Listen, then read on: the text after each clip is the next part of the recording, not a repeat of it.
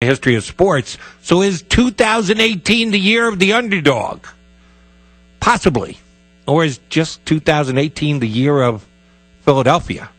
Eagles with a championship. And Villanova looked like a championship contender with their opening 2 victories here in the big dance.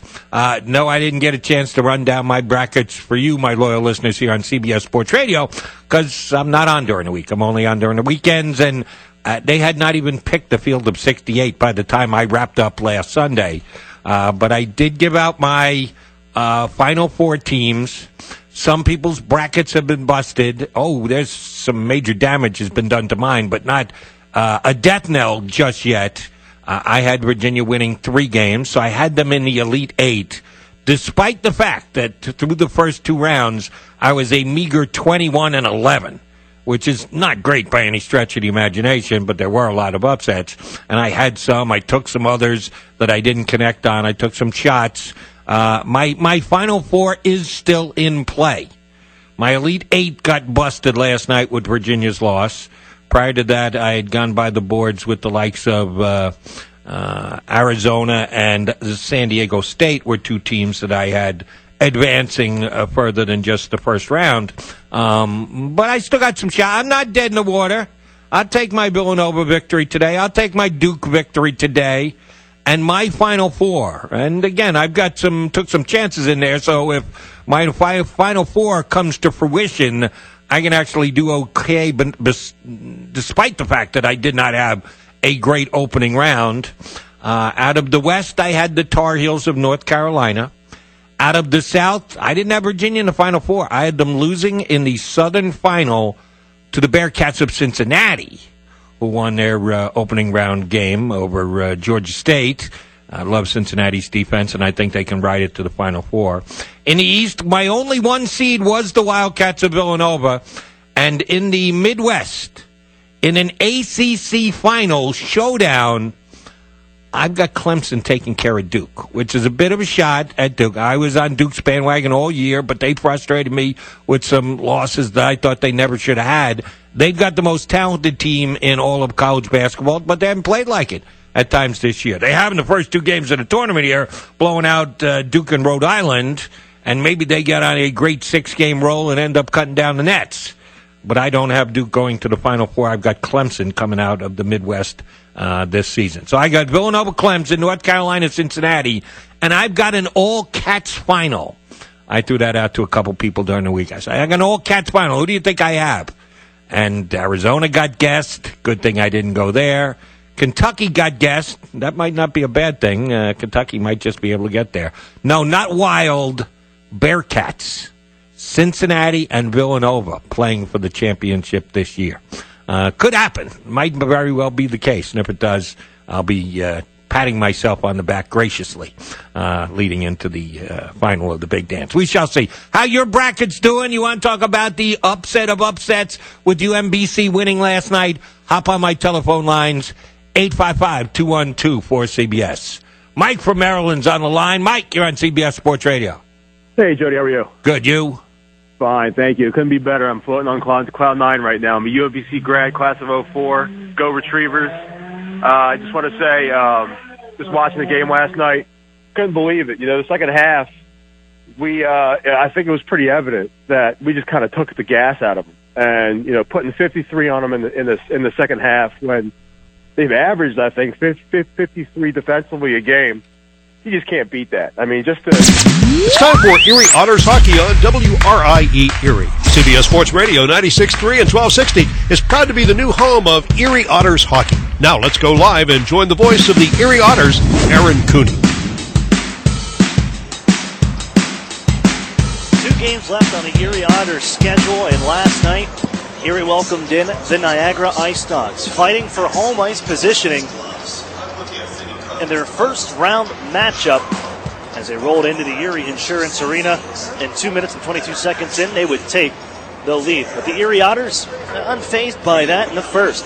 They would end up out-shooting the Ice Dogs in the first in a dominant fashion, 14-2. Just 2 shots on goal for the Ice Dogs, and the Otters came rattling back. First tying the game up was Garrett Podubny at 6:51. And Erie on the power play with a power play goal in a 6th straight game. Owen Hedrick took care of this one. That's the confidence from Emmett Sproul that he has not. We didn't see at the beginning of the season as he's gotten more and more comfortable as the Otters' first-round pick, 21st overall. Last April, here's a try from Wayman off the mark. Comes to put up, he turns it back in, and he scores! Ain't nothing but a G thing. Padupi ties the game at 1. As Padupi tied the game at 1, it was Owen Hedrick that would give the Otters a 2-1 lead at the end of the first. Erie's power play has scored goals in each of the last 5 games. Best stretch of the season. Play back behind the goal. Poked away up to the far side wall and out the center. As Hedrick couldn't get there in time, the Otters will tag up, and Hedrick scoot his way into the zone. Walks in, wrist shot, scores!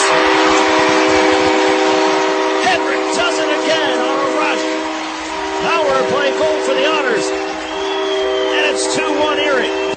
At the start of the second period, the Otters' Patrick Fellows with his 12th of the season will give Erie a 3-1 lead. And man, things are looking pretty good here for the final 2 games of the regular season. But the Ice Dogs, they had other ideas as they would start a stretch of 5 unanswered goals. Main catalyst would be Ben Jones as he would tie things up at 2:06 of the second period. Jones looking to tie it, and he does! Ben Jones with a laser beam from the right wing circle, glove hand side, and we're all even at 3. Tied at 3, and he wasn't done yet. 11:58. Jones would deflect a shot past Dan Murphy, and the Ice Dogs were ahead 4-3. They give to Schaefer his try. Scores! May have been tipped in front. Shot let loose by Jonathan Schaefer on the one-timer, and the Ice Dogs have 3 in the second and reclaim the lead 4-3. Erie, though, third period. As you want to forget about that second one, they had a couple good chances, including another power play, to tie things up at 4.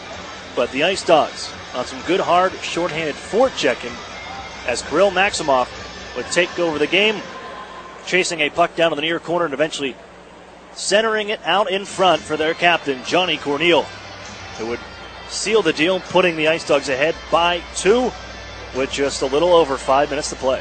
And now first man to it's going to be Maximov, tied up by Josh Wayman, wide open in front. Corneal slides it right past Murphy as the Otters are watching the man in the corner, and a short-handed goal puts the Ice Dogs up by 2. The more veteran club, the Niagara Ice Dogs, ramble back with 5 unanswered to defeat the Erie Otters. The final score 6-3 after the empty netter. But here tonight, it's into an end-of-season matchup. The Otters welcome in the Guelph Storm. Final game for both teams on the regular season. As the Otters, they've seen Guelph quite a few times. This will be the 8th time on the year that, or on the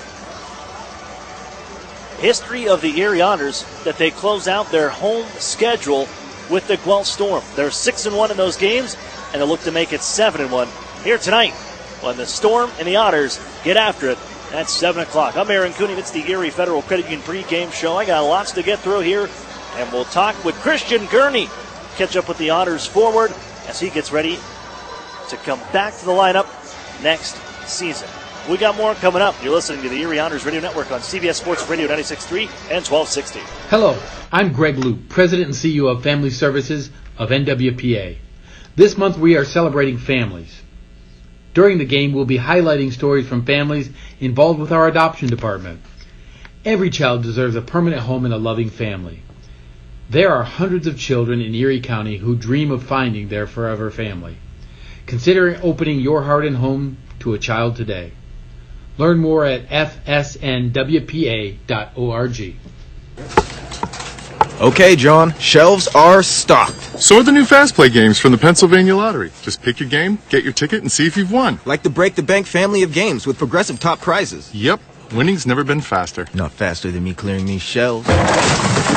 Dude, I hope you're even faster at restocking. Yeah. Fast Play. Play fast, win instantly. The Pennsylvania Lottery. Players must be 18 or older. Please play responsibly. Benefits older Pennsylvanians every day. Lissa was diagnosed with breast cancer at Allegheny Health Network when she was only 27. One of my nurses dropped me off at my door, sent me a text and said, "You don't need to come outside. There's food for you and your husband outside." And it was like, who does does that? Like, that is beyond the level of care that is even required. Anytime I would have like a moment of panic or something wasn't going right, I'd call and they would call me back right away. If they didn't answer right away, it was always my nurse that I would talk to, and she would get an answer for me immediately. Since 2016, Lissa is cancer-free. Caring for all of her life is living proof. Erie's top-rated hospital for women's health is St. Vincent of Allegheny Health Network. Visit ahn.org/allofherlife to learn more or schedule an appointment. Claim based on Quantros 2017 CareCheck's National Quality Rating Database. The new home of the Erie Otters, WRIE Erie, CBS Sports Radio 96.3 and 1260. Welcome back here inside the Erie Insurance Arena, where the Erie Otters, their final regular season game, they're taking on the Guelph Storm on a Saturday night here. Happy St. Patrick's Day to everybody. And what a way to end or start, depending on where you're at here in your celebrations of St. Patrick's Day. Who knows? Maybe you're just waking up for the nap from getting up early. When you come to the hockey game, get going, and on to part two, if you will. But the Otters, this is the final go-around on the regular season for them as they get set for their final matchup with the Guelph Storm and a chance to take a season series against a playoff team. Erie has won 3 of the 5 matchups, including the last 2, a little home-and-home date here and then in Guelph at the Sleeman Center. The Otters winning on home ice 5-4, and then a 4-0 shutout of the Guelph Storm on February the 19th, the first shutout of the career for Dan Murphy, the hometown kid as well. That was last time around. Now you have the Guelph Storm, battling for playoff positioning and looking to keep the 6th seed. They can drop as low as 8th mathematically. Technically, you're looking at things, but it looks like, if they come up with a point and get a little help, they could still sit at the 6th spot. But hey, you know what? 2 points here today would make sure they sit 6th in a date with the Sarnia Sting in the first round. Although maybe they want to sit 7 because they have had some pretty good luck with the Kitchener Rangers just this week. Coming off of a victory last night in Kitchener, spoiling the season finale for the Kitchener Rangers 6-3. And prior to that, on their final home game, it was the Guelph Storm in overtime coming back from behind and defeating the Kitchener Rangers 4-3 when they were down 3-0 in a hockey game just this past Tuesday. Otters trying to avoid the spoiler here on home ice. They have done well in their home finales since coming into the league in 1996. The previous 21, Erie's gone 15-5-0-0 with 1 tie in those games. They finish out strong here from the Erie Insurance Arena. Let's look at tonight's Marshall Marsh Real Estate Services lineup. Scratch number 3, Ryan Martin. Number 7, Christian Gurney. Number 27, Ivan Lodnia. And number 49, Luke Beamish for the Erie Otters. That's going to bring us to our netminder. On an Oberoy gets the pipes for the Erie Otters. 9-9-3-1, 1 shutout, a 3.88 goals against average, and an .875 save percentage for the first full year man, we should say, who has won 3 of his last 4 starts. Across the ice, Anthony Popovich, probably the busiest goaltender in the league. He got the start, 29-21, 4-3, 1 shutout, 3.40 goals against the average, and 9.03 save percentage for the 18-year-old from Belleville, Ontario. Scratches for the Storm include number 4, Owen Lalonde, number 10, Tag Bertuzzi, number 25, Anthony Aguano, and number 2, Andrew Somerville out of the lineup. They're playing down 2 bodies, just like the Erie Otters are here tonight. One of those guys out for the Erie Otters on the UPMC injury report is Christian Gurney. Ryan Martin, Ivan Lodnia, and Luke Beamish all out with injuries for the Otters tonight. But Christian Gurney, he's back in and has been with the team, and I caught up with him getting set for next season when he will be a veteran as an OA and a 98-born player.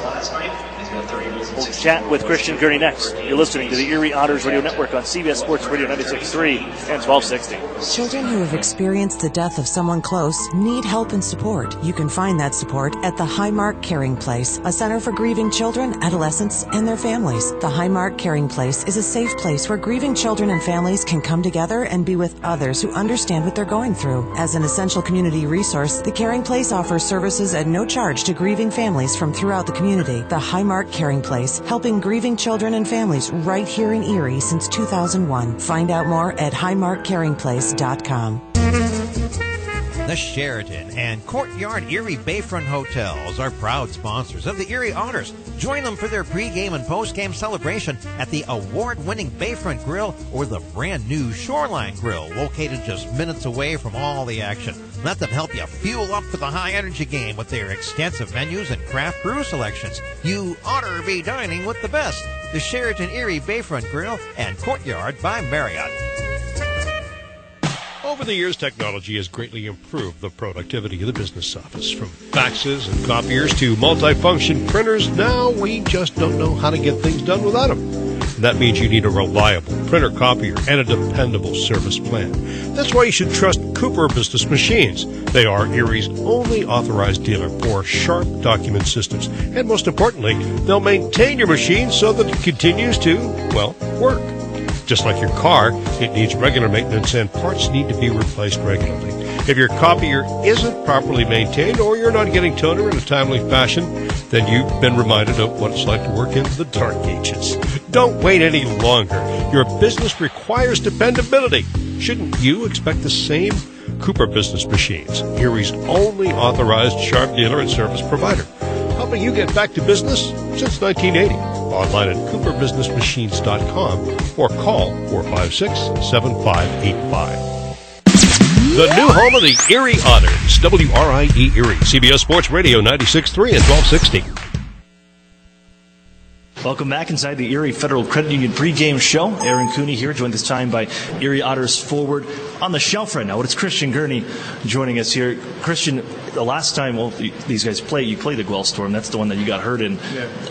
What happened on that play? Because I still can't figure it out into how you've been out here now for the last couple of weeks. Yeah, if you ask anybody, they really don't know what happened.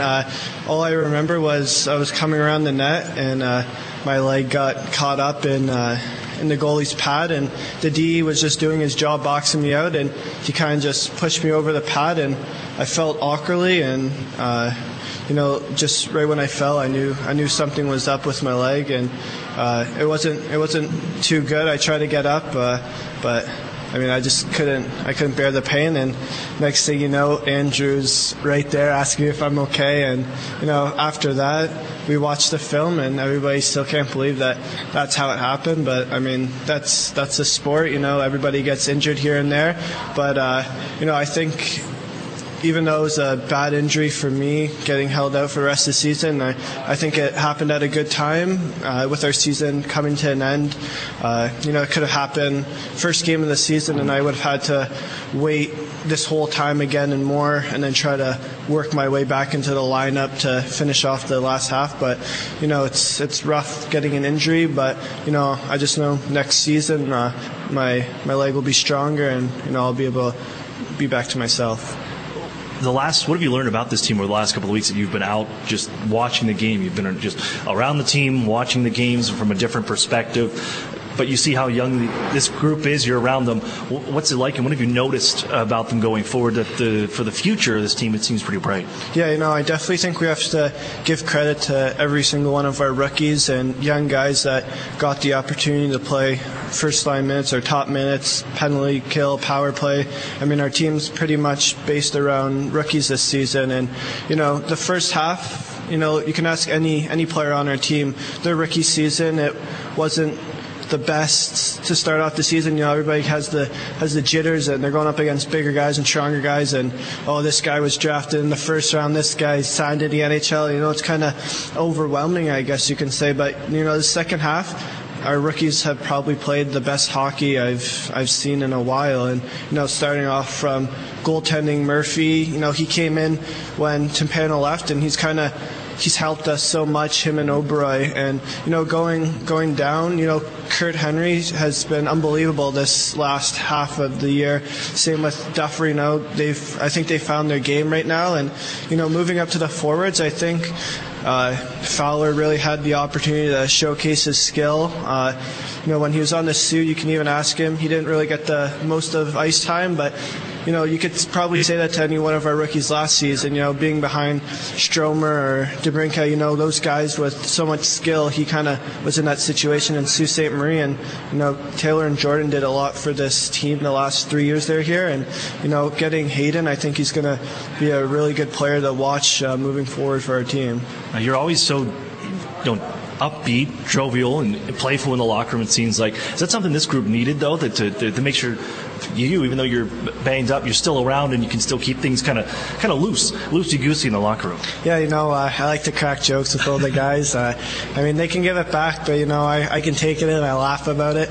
But, being hurt, I just try to still do my same routine, if it's doing something with the guy that he likes to do, because, I want to keep them in the mojo for the game. And, sometimes I can let that energy out, and, I know the guys enjoy it, but, I might not be able to be that impact guy on the ice I want to be, but I know that they know I'm supporting them from up top. Well, we can't wait for you to get healthy and see you back on the ice, and we're looking forward to the 2018-2019 season come rolling around in September. Thanks for this, Christian. Yeah, thanks, Aaron. That's Christian Gurney, the Erie Otters. Face-Off is next. You're listening to the Erie Otters Radio Network on CBS Sports Radio 96.3 and 1260. Looking for the best health plan through your employer? Well, let's look at the proof.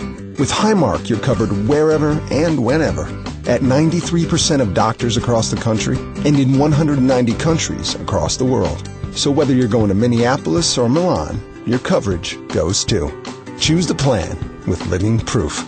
Choose Highmark, Blue Cross Blue Shield. Visit chooselivingproof.com. Network coverage varies by plan. Check your member materials for details. At Tim Hortons, we've got something new. Because we know change is exciting. Change is good. Change is delicious. Try our new hash brown sticks. Golden and crispy, they're perfect for dipping and sharing. Pair them with our new Western Omelette Breakfast Sandwich. Get both for just $3.49. Only at Tim Hortons. At participating U.S. restaurants for a limited time. Offer valid with biscuit, English muffin, and classic bagel breakfast sandwiches with protein, Western omelet, and cheese. As more and more companies offer their employees a choice of health plans, more and more people are deciding UPMC Health Plan is the best choice. With affordable in-network access to UPMC and other doctors and hospitals in your community, plus award-winning customer service, it's no wonder UPMC Health Plan is the fastest-growing health plan in the region. So when your employer gives you a choice this year, make the choice more and more people are making. Choose the best. Choose UPMC Health Plan. The new home of the Erie Otters, WRIE Erie, CBS Sports Radio 96.3 and 1260. Welcome in here to the Erie Insurance Arena. We're getting set for, we get a little puck drop, and then we'll hit the anthems. We'll have face-off coming up in just about a minute. They had the Overager celebration here for the Erie Otters, where you had Troy Lajeunesse, Owen Hedrick, and Patrick Fellows with the honoring here in their final game in their OHL careers. And what a couple careers here for the Erie Otters and what they've meant to the team. As we get set for the anthems, with that, face-off is next.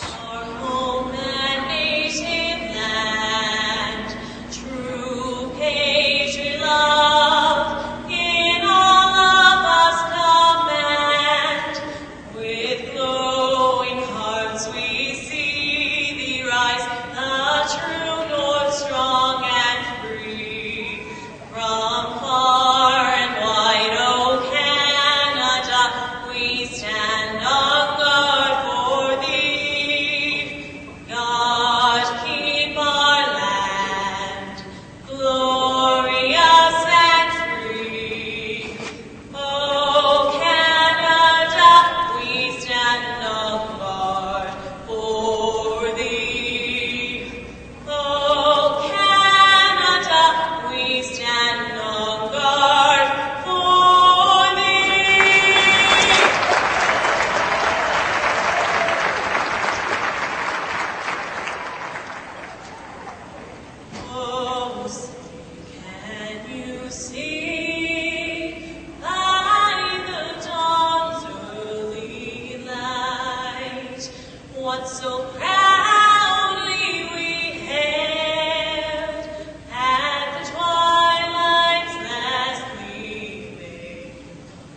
whose broad stripes and bright stars through the perilous fight o'er the ramparts we watched were so gallantly streaming,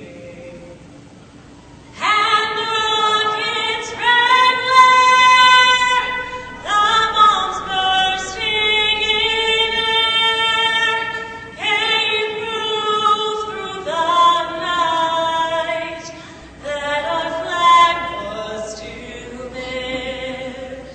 Oh, say does that star-spangled banner yet wave o'er the land of the free and the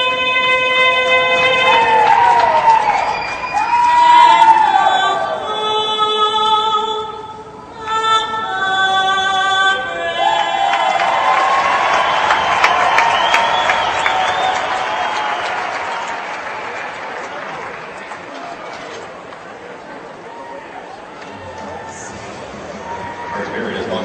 Good evening, ladies and gentlemen, and welcome inside the Erie Insurance Arena, where tonight the Ontario Hockey League presents the season finale. The Erie Otters hosting the Guelph Storm. Hello again, everyone. I'm Aaron Cooney. As yes, the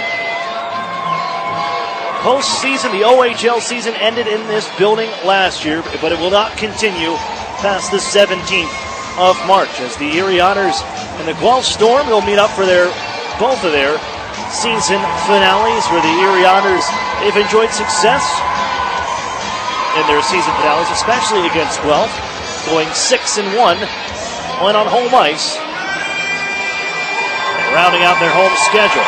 Honor O'Brien gets the start for the Otters, 9-9-3-1, one shutout, 3.88 goals against average, and an 8.75 save percentage. Across the ice, the busiest man in an OHL net, Anthony Popovich, gets the go again here for the Guelph Storm as they look to solidify the 6th seed in the Western Conference postseason as we're underway. As Erie works out ahead for Patrick Fellows, one of the Otters Overakers in his final OHL action. Troy Lajeunesse will settle down a bouncing puck and give it to Kyle Maximovich, gets into the zone. And off to Hedrick, another Overaker. Wrist shot just wires that one wide on the glove hand side. As the Otters head coach Chris Hartsburg starts the OAs, but look out, a counterattack. Ratcliffe, poke check by Hedrick. He'll knock it all the way back behind the Erie goal. Getting it back here, it's played out for McFadden, walking in. Wrist shot, saved by Oberoi, and the puck deflects out of play back to his right. On an Oberoi, winner of 3 of his last 4 starts.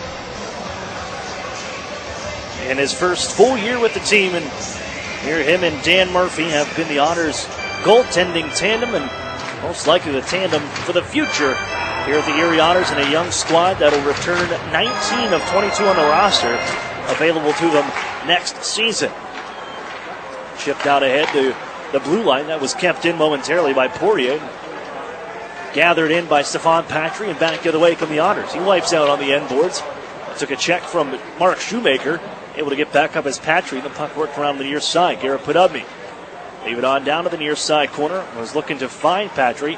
Instead got the Guelph Storm, as pinching in was Josh Wayman. Disrupted that for a little bit of time, as they'll try to escape left wing side.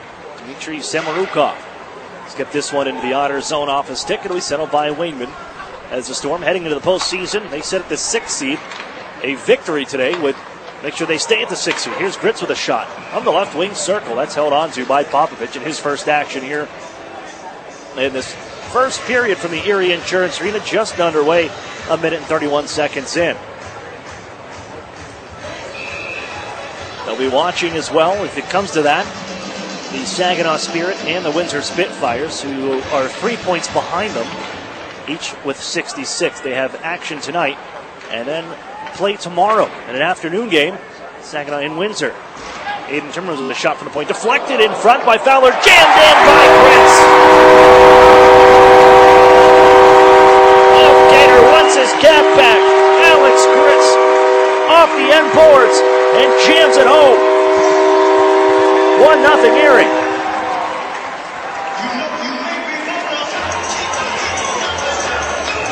Alex Fritz loves playing the Guelph Storm.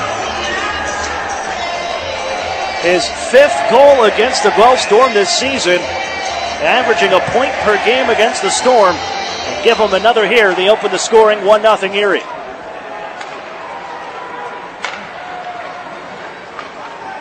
A shot from Aiden Timmermans at the point, deflected wide by Aiden Fowler. Followed up off the Erie Insurance Arena bounce off the end boards. And he just jams it home. 1-0 Otters. Skipped up far side. And Erie has a chance to win a season series. And this will be against a playoff team. They've won 3 of the first 5, including those 2 back in February on the day-night afternoon action. Look out, brought in front towards the Erie goal. Sliding is Oberoy, and he is shaken up. Helmet dislodged as Erie got that puck back. The whistle sounds. And number 77, Max Gola.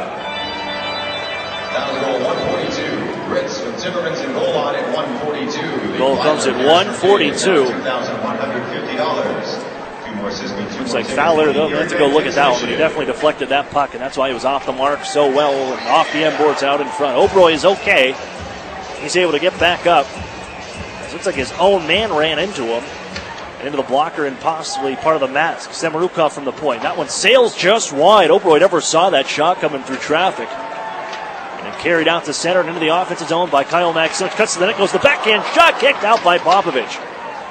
Loose to the corner, Patrick Fellows. Then reverse right back down low. Fellows, a goal last night, his 12th of the season. And a solid year for the Otters overager. As coming into this final game with 12 goals and 36 points on the year. Holding on the near side, tipped on back, Isaac Ratcliffe. Move D to D. Woolley on ahead. Ratcliffe on the cross-ice feet, fires it into the zone. And Kyle Maximowicz settles it down for Stefan Patrick. Bouncing puck inside Erie territory. Almost taken away, and Ratcliffe follows up. He's got the biscuit now. Planted by Jack Duff. Inside the Otters' far side corner, Cam Hillis able to scoop that up. Gives off to Schnarr, down at the blue line once more. And worked in down deep for Hillis. He'll pivot onto the near side. Looking front, centering pass. It comes to Jack Duff on the intercept. Erie out ahead for Fellows right wing. Into the zone, cuts across, drop pass. Max Simic is open. He'll move to the middle of the ice. Knocked off his stick on a deflection. Gritz follows up behind the goal. He's tripped up on his way to the far side, and he draws a call. And Erie's going to go to the power play, and it's a white-hot power play coming into tonight. Find out why more and more people are turning to Tri-State Pain Institute to get back in the game. For advanced treatment of river relief, call Tri-State Pain Institute.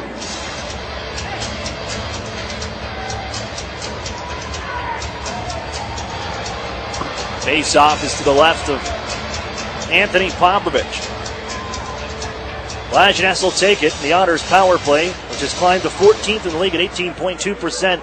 Power play goals in 6 straight. Hedrick holds. Gives to Garrett Podubny. Back to Owen Hedrick. Left side, Max Silvich near the blue line. Right circle, it's Garrett Podubny and his opportunity.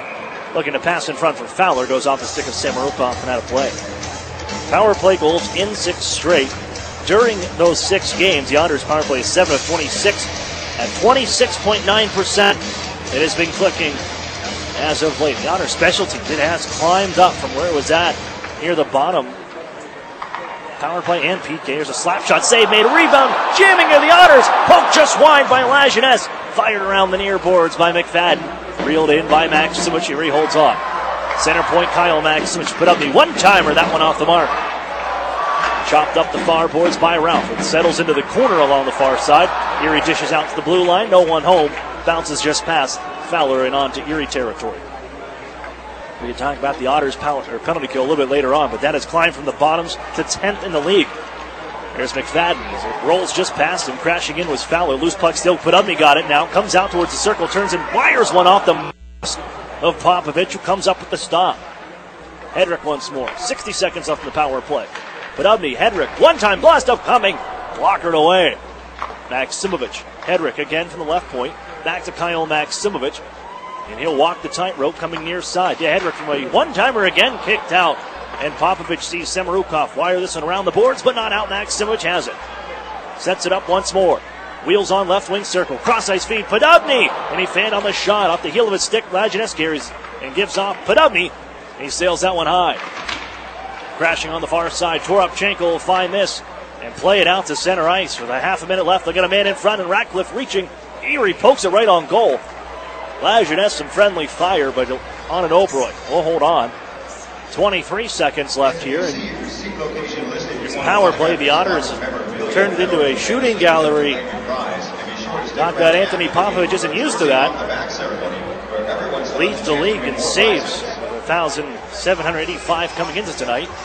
And give them 6 so far. Erie has outshot Guelph 7-2 the first 5 minutes and 19 seconds. Second unit on for Erie. As Maxim Golod drops it off for Wayman. In some trouble here. He's pestered back behind his own net and is able to nudge it across. Erie does have that advantage with the extra man right now for 10 seconds with Patry carrying ahead. All the way down the right wing and in the corner. Offensive zone inside Guelph territory. He's spun around, wrapped up, kicked loose to the near side boards. Pinching is Curtis Henry. And still loose onto the near corner. The Otters played off the paddle of Mark Woolley along the near side boards. Skips up and Stevenson able to clear. Golod settles it down from neutral ice for Wayman to blast in. Snared by Popovich, and he'll play it. Woolley now. Both teams playing down 2 men. 22 on each roster and just dressing 18 due to injuries and other circumstance. Wrist shot wide from Erie after a steal. Golod gathers it in. Gives to the point. Wayman's try. That's off the mark. Settles off the near side boards. And it'll be moved here by Mark Woolley, who looks ahead. Quickly moved forward once more by the Otters. Golod into the zone. Skips to an off a stick wide.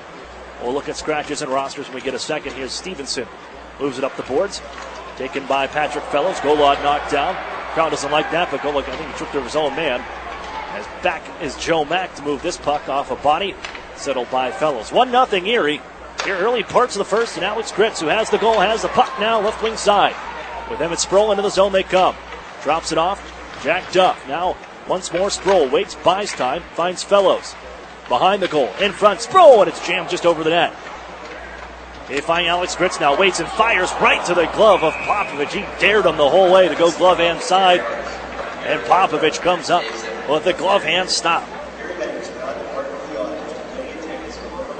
Well, tonight, for the Storm, no Owen Lalonde. He got hurt last night, left the game with, and did not return against Kitchener Rangers with an upper body injury. No Tag Bertuzzi or Anthony Iguano. Andrew Somerville also on the roster.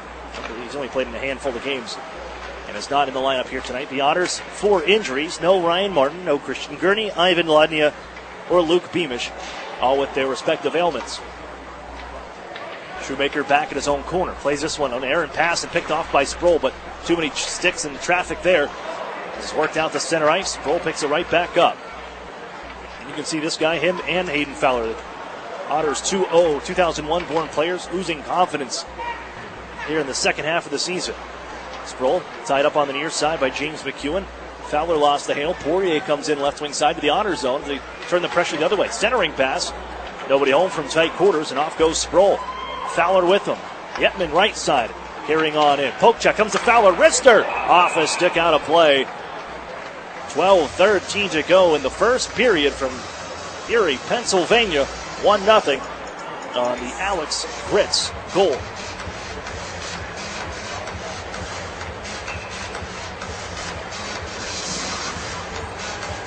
Draws to the left of goaltender Anthony Popovich. 1 that way as Merkley holds. Highly touted prospect for the upcoming NHL draft as Hillis couldn't get it in the zone. The bouncing puck rolled off his stick.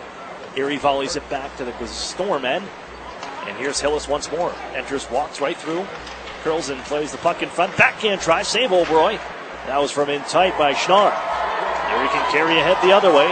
Trying to make it a 4-on-2. They got bodies coming back though. Fowler left wing side from a sharp angle.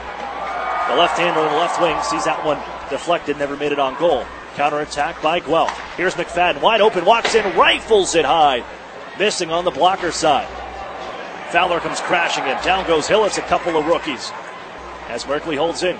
Cross check from Fowler. That's going to be a call. As the Otters tag up. And Fowler's heading off. Well, you can see it up here.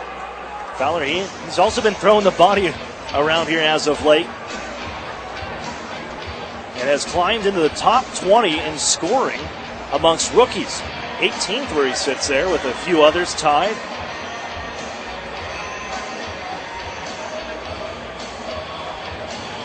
6 points over the last 3 games for number 14. We'll see if they give him an assist. If they go back and look at the Otters' first goal, I believe he should have one.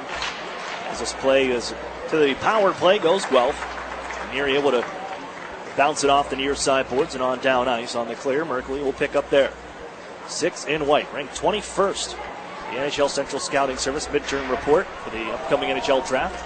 Bounced in by McFadden. Erie will grab and float it on down ice.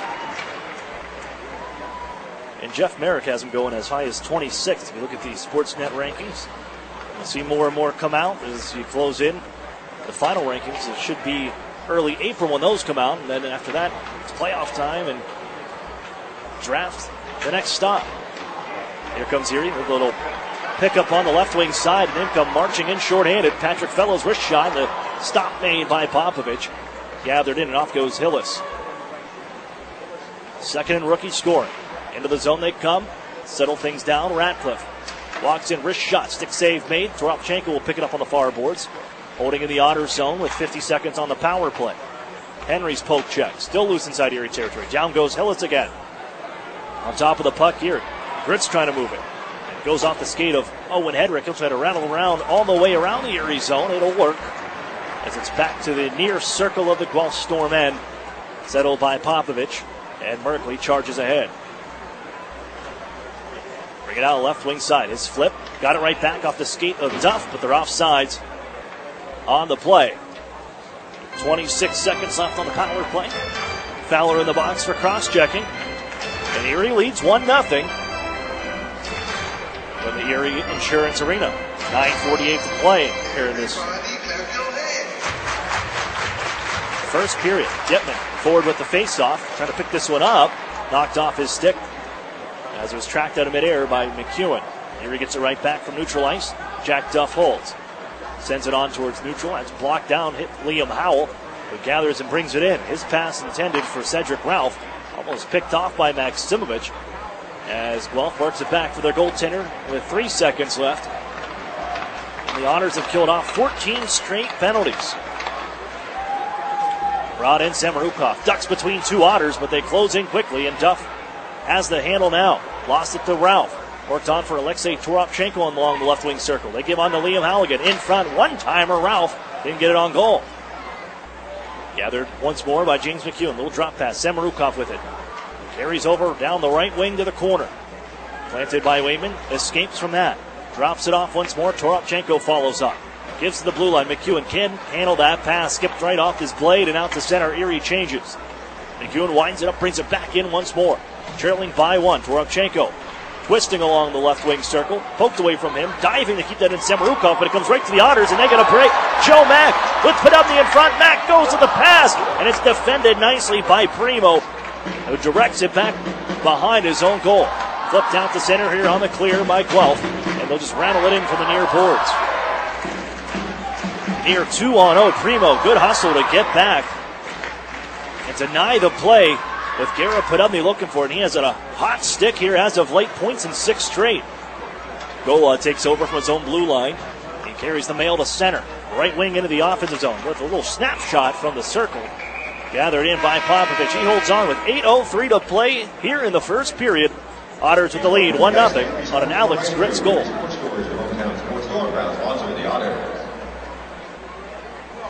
All right, fans, right now we are handing out envelopes indicating that you won a trip down to the ice and you won a jersey from the players. All right, fans, so if you get an envelope, that means you won a jersey. So just hold tight to that. Now, fans, don't get discouraged. We still have lots of prizes, and stick around to the end of the game because the players... Otters fans, real food, real beer, real historic atmosphere. That's what you'll find at the brewery at Union Station, Erie's original brew, pub, and restaurant. Located downtown at 123 West 14th Street. That's the brewery, proud sponsor of the Erie Otters.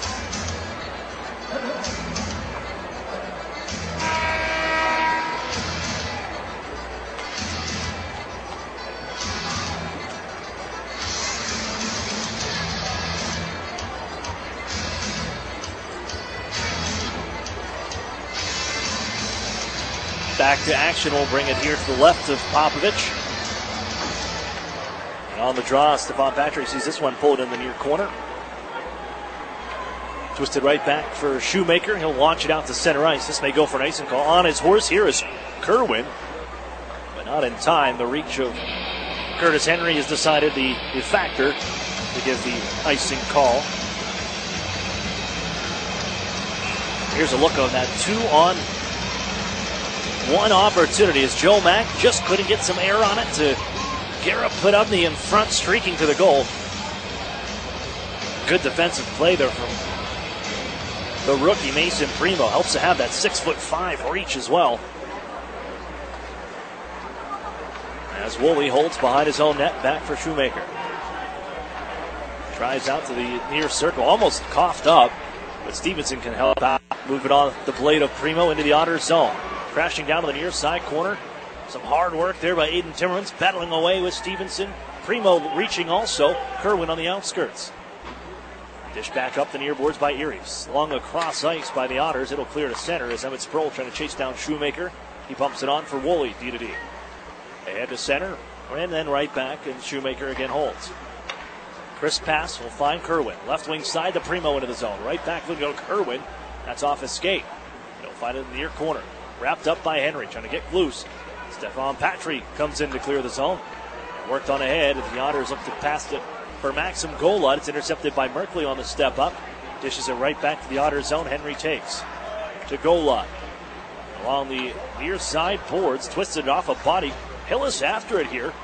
As he's forward. Look out, Erie. Two men run into each other. Wide open's Ratcliffe, and he buries it. There's a miscommunication by the Erie Otters. Two defenders run into each other. And wide open is Isaac Ratcliffe for his 41st of the season.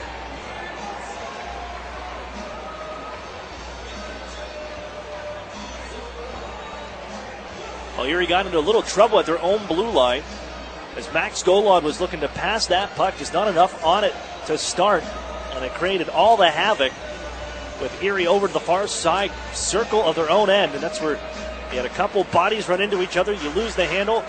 Easily dish in front, and Ratcliffe, he's not going to miss many wide open like that on a cross crease pass as he beats Oberoy, and we're tied at 1. We're going to hear from Wes Wolf during the first intermission, and we'll talk about some just little small mistakes like that you learn from, and this is what this group is going to use to get better into the future here. You learn how to win hockey games. Worked on the Otters. Here's the offensive zone with Patrick Fellows flipping one towards the net. Popovich able to handle that one. Nate Schnarr will pick up the assist at 13-18. This whole row will go home with a free Pizza Hut. If the Otters score, Face off to the left of Anthony Popovich. The 2 minutes to win it. No one outmisses the Hut.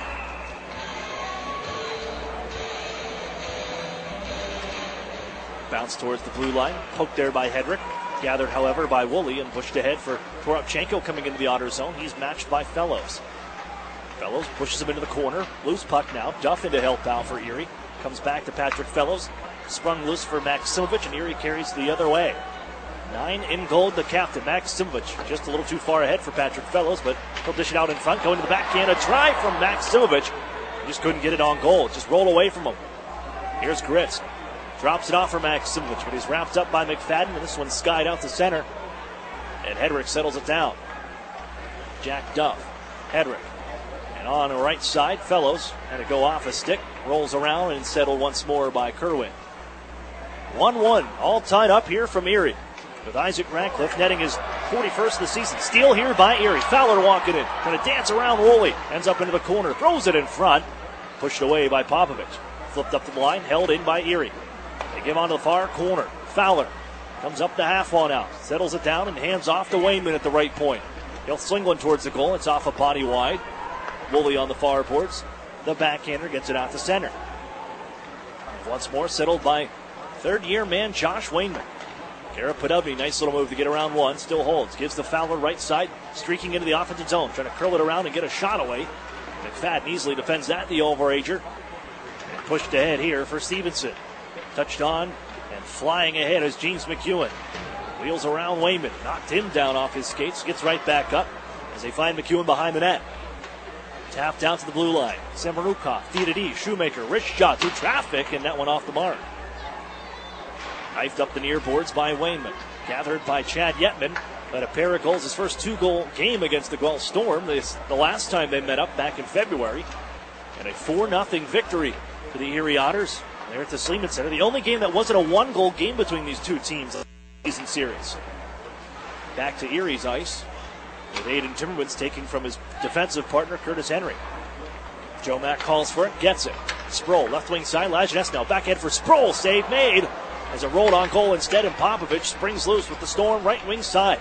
As they give off Hillis, the long range try, save made. Hillis gets it to the near side corner after that rebound. Maintains his footing here, is defended by Jack Duff, trying to give out to Merkley. There'll be an errant pass out to center ice as Erie carries the other way offside. Sproul a little ahead of himself on that play.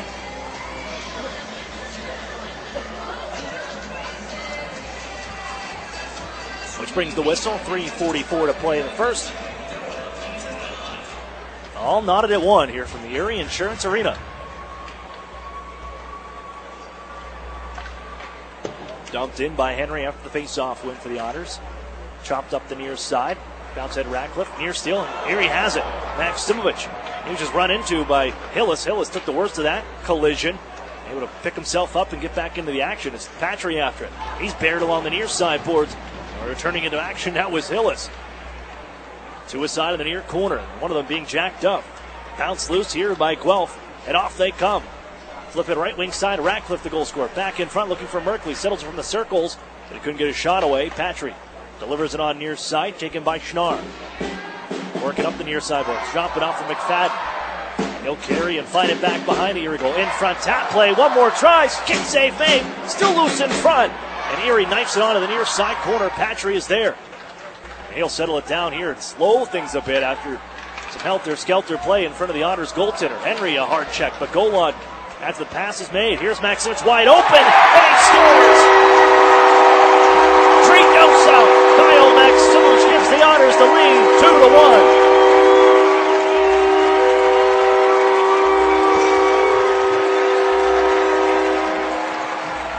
I'll give a lot of credit to Curtis Henry for holding on to that puck, taking the hit to make a play.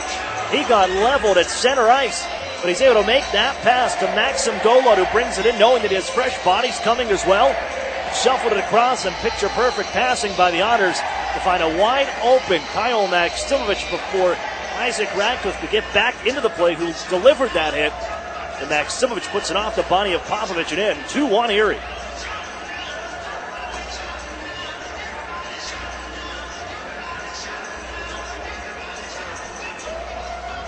Now there's a little discussion here. We get a thumbs up. We are good. Just checking the time, and it'll be at 17:20. Otters reclaim the lead. And it's 2-1. 31st of the season for Kyle Maximovich. He extends his career high. Liam Howe, nice move around one, walks in, backhander, nearly ties the game up just after the Otters took the lead. Wayman holds in the corner. Brings it out ahead off the skate of Alex Gritz. And down Shoemaker will chase it down, no icing. 2:05 to play here in the first. 2-1 Erie. The captain puts the Otters back ahead. Here's Shoemaker. He'll deliver it near side corner. Chased down left side by Poirier. Drops it off. Shot from McEwen off the side of the net. Alex Gritz will pick it up there. Moved and pushed ahead by Garrett Podubny. Followed by Gritz. Plays it off the stick of Kerwin in, and Gritz will chase after it 1-on-5. Ties up Woolley along the far corner. Trying to get that thing loose, and does. Here come the reinforcements for Erie. It's Yetman trying to work around a man. Knifed off his blade. Yetman has it. Now Duff winds. Fires. Save made. Popovich. Heavy slapper. Popovich snares it with 1 minute and 31 seconds to go.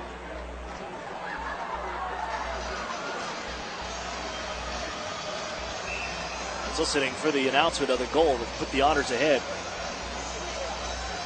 It'll be Maximovich from Gritz and Golod at 17:20. Curtis Henry doesn't get an assist on that play, but boy, he took a licking. Stayed with it and made the play. The Otters are ahead by 1, but look out. Toropchenko out left wing side, ran into the linesman and lost the handle. Erie got a fortunate bounce there. as Fowler brings it in right wing side. With some room, Fowler cuts the backhand pass in front. Yetman towards the goal, jamming away at Popovich, who has things on lockdown and gets the whistle. Hayden Fowler trying to take advantage after the play along the near boards. Saw that puck taken off the stick of Alexei Toropchenko by the lines. We got crossed up with Kevin Hastings.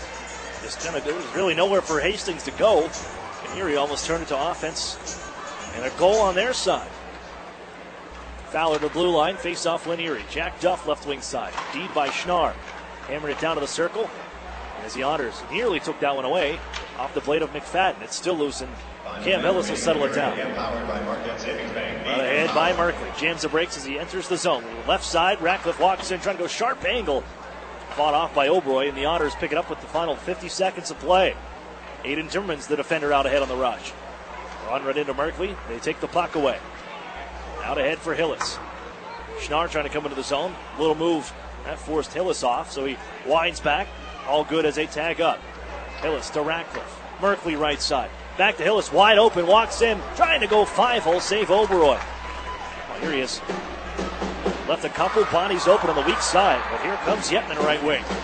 On the counter, in front for Lajeunesse, backhander, and he sneaks it in!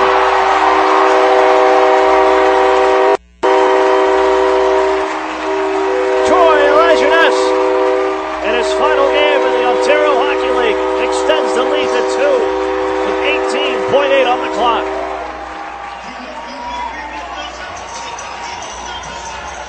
A save on one end from On and Oberoi with a wide open Cam Hillis, second in rookie scoring.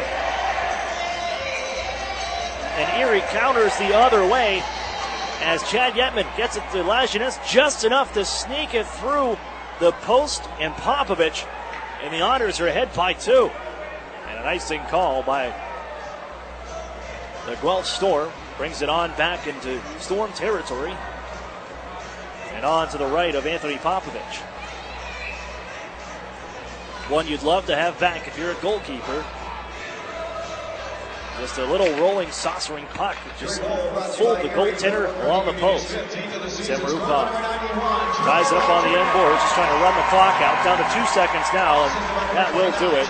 As the horn will sound and expire the first. Well, we've played 20 minutes. The Otters, the last second goal from Troy Lajeunesse. With his 15th of the year, extends the lead to 2. And into the intermission we go.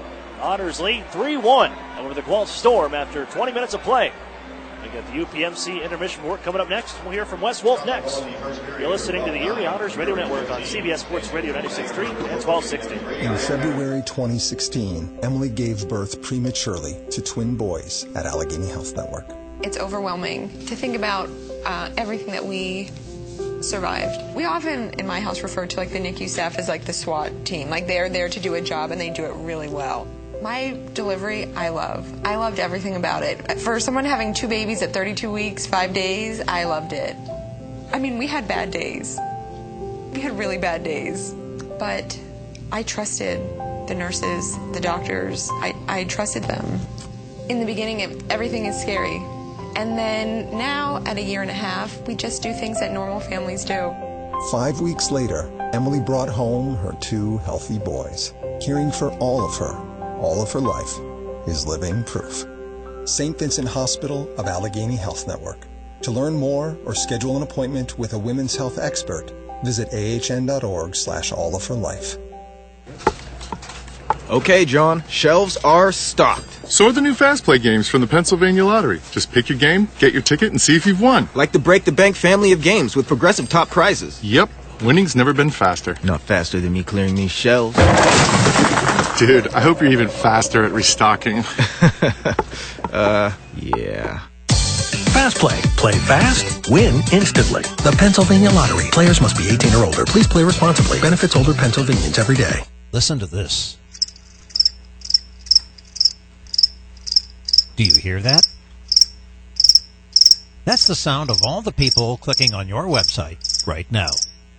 That's right, crickets. Get a website worth clicking about. Call or text Epic Web Studios at 814-746-6987 and turn silence into this.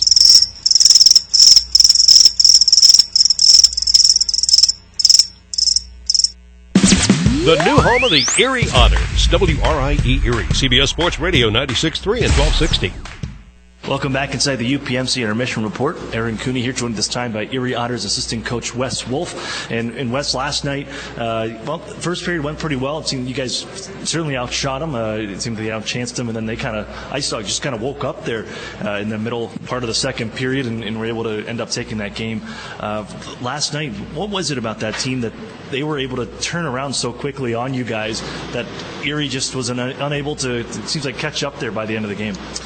I think because of our young team, the first period seemed to come really easy. With the shots being 14-2, you could see when we came out for the second, we started to cheat on pucks a little bit, end up on the wrong side of them, start taking a little bit more chances in the offensive zone, and doing things that basically were the opposite of what put us in the lead. And we were fortunate to get another one quickly on them, and then the tides turned in their favor. And it's mostly because we just stopped playing a detailed game.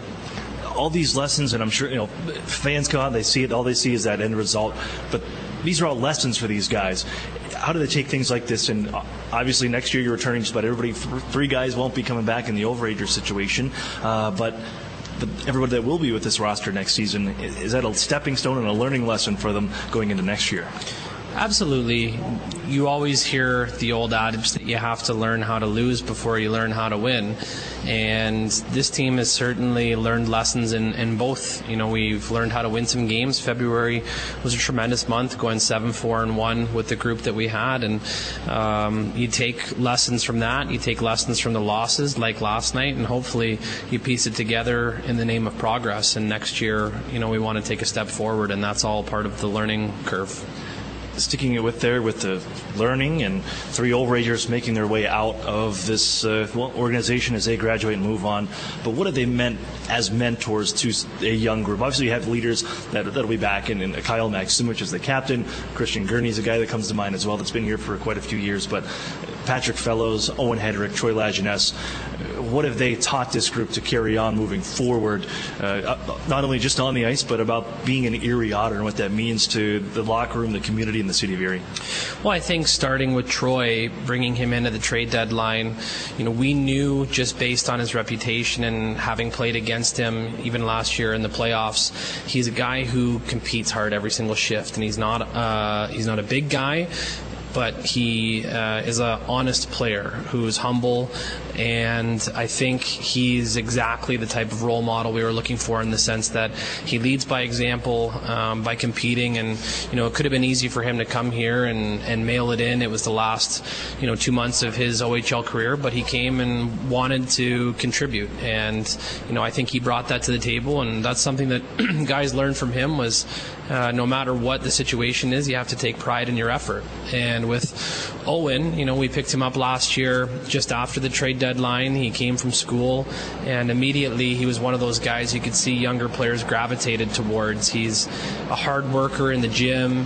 He loves being at the rink. He has a positive energy about him that's contagious. And I think if there's one thing I can say, you can see young guys learn from him, it's how to act like a professional and not let your emotions get too high or too low. He's always got a smile on his face regardless of whether he's facing adversity or not, and I think that's something that's contagious. And then with Pat, there's probably not enough time for me to go on about all the things that everyone learned from him. He's humble. He is honest. He works hard. He has integrity. He is a role player and has accepted and embraced a role with this organization for a long time that probably wasn't in his best interests all the time, but he accepted that and contributed in a major way to an OHL championship and to several 50-win seasons in his time here. And now, with not being in the playoffs, I'm sure it's, difficult territory for him. But at the same time, he's had his best year offensively in the OHL, and he's another guy that everyone can look to and see, regardless of circumstances, he brought it every single day. And I'm really proud of Pat and all the guys, but it was a really good opportunity for our young guys to learn from a guy like that. Keeping it with growth, how about yourself? Because you've experienced two pretty opposite end of the spectrum seasons as a coach. Last year, obviously, the group, high expectations, an older group, and moves are made to make this team better and go on to win a championship. This year, a little different, to make moves to get younger. The expectations for the group, I think it's themselves, may have put them a little too high for what was realistic. But to have this young group and young core prepared for future success, how have you found yourself growing as a coach? Well, last year was a unique experience, and definitely very fortunate to walk into a situation where the team was already set up for success. And I think that's something, you learn from those players and a guy like Chris Knobloch as a mentor from a coaching standpoint. But you look at the habits of guys like Alex DeBrincat and Dylan Strome and Warren Fogle and Darren Radish and Eric Chernak and Anthony Cirelli. I mean, those are all guys who succeeded at the pro level and done it immediately, either as teenagers or 20-year-olds. And you look at how they were able to do it, and you hope that you can impart some of that knowledge on the young guys. And, they weren't here to necessarily experience them firsthand, but they're lessons that you learn as a coach from your players. And I think we tried to take some of that this year for some of our young guys and show them video and talk about how those guys were able to do what they've done. And, it's rewarding in a totally different sense this year with the young guys. You see the progress and you see them learning from the ground up, whereas last year the reward was in the outcome. And the reward this year has really been in the process, and hopefully that leads to the outcomes we want next year. I know it seems the fan base is pretty excited for what's around the corner for this group moving forward. Thanks for this, Wes, and good luck here against the Storm. Thanks a lot. That's Wes Wolf, assistant coach for the Erie Otters. We've got more coming up. You're listening to the UPMC Intermission Report on CBS Sports Radio 96.3 and 1260. Hello, I'm Greg Luke, President and CEO of Family Services of NWPA. This month we are celebrating families. During the game, we'll be highlighting stories from families involved with our adoption department. Every child deserves a permanent home and a loving family. There are hundreds of children in Erie County who dream of finding their forever family. Consider opening your heart and home to a child today. Learn more at fsnwpa.org. The Sheraton and Courtyard Erie Bayfront Hotels are proud sponsors of the Erie Otters. Join them for their pregame and postgame celebration at the award-winning Bayfront Grill or the brand-new Shoreline Grill, located just minutes away from all the action.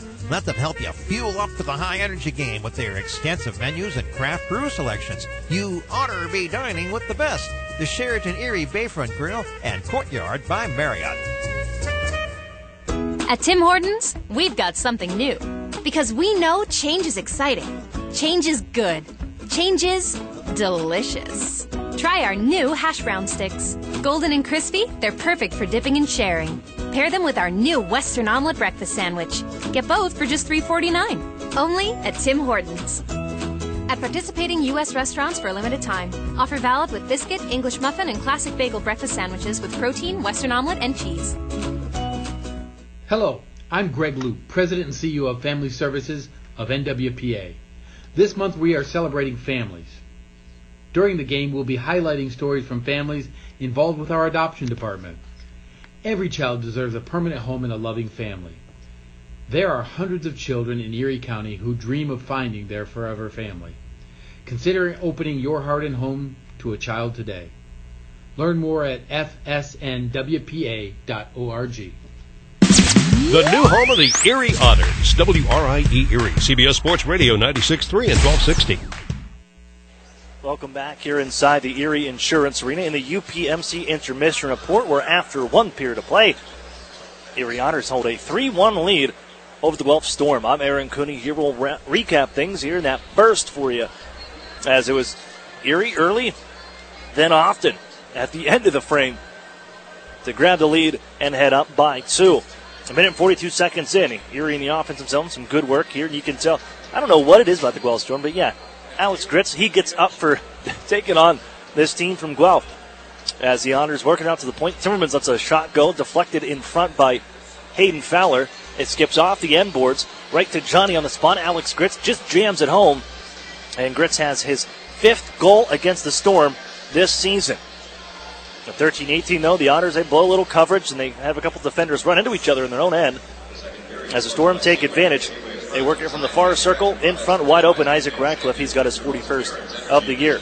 Then at 17-20, Otters make a nice little passing play to Kyle Maximowicz, right wing side. Little one-timer as he gets the goaltender moving off the glove of Popovich and in. 2-1 Erie. Then with just 18 seconds left, Otters make it happen again. As Chad Yetman, little poke ahead to Troy Lajeunesse, able to fool Popovich. Not one he usually gives up. Make it a 3-1 game through 20 minutes of play. Real quick, take a look at the out-of-town scoreboard brought to you by the Sheraton Courtyard Erie Bayfront Hotels, proud sponsors of the Erie Otters. You ought to be staying with the best. 7 games in the Ontario Hockey League, 1 a final. We'll look at those a little bit later on when we come back. You're listening to the Erie Otters Radio Network on CBS Sports Radio 96.3 and 1260. Looking for the best health plan through your employer? Well, let's look at the proof. With Highmark, you're covered wherever and whenever. At 93% of doctors across the country and in 190 countries across the world. So whether you're going to Minneapolis or Milan, your coverage goes too. Choose the plan with Living Proof. Choose Highmark, Blue Cross Blue Shield. Visit ChooseLivingProof.com. Network coverage varies by plan. Check your member materials for details. An Erie landmark since 1953, Nunzi's Place serves generous portions of great food at reasonable prices. Family owned for almost 60 years, Nunzi's prepares the finest Italian cuisine in Erie. Come see why the Erie Times News said Nunzi's is known for food that tastes good. Nunzi's Place, located at 2330 East 38th Street near the Bayfront Connector. To call for reservations or place an order for takeout, call 825-2940. Nunzi's, known for Italian food that tastes good since 1953. Hi, this is Ed Rendell. I've got to admit that I was sort of a dinosaur when it came to using social media. But my son found Epic Web Studios, and we began working with them. And they've done an incredible job with us. They've significantly increased our followers on Twitter and Facebook. They make sure that we put up the right things. They capture every good thing that I've said or done on TV and get it out real quickly. And it's been just a revelation to me, and they've been tremendous to work with. Don't be a dinosaur. Call or text Epic Web Studios at 814-746-6987. Looking for the best health plan through your employer? Well, let's look at the proof.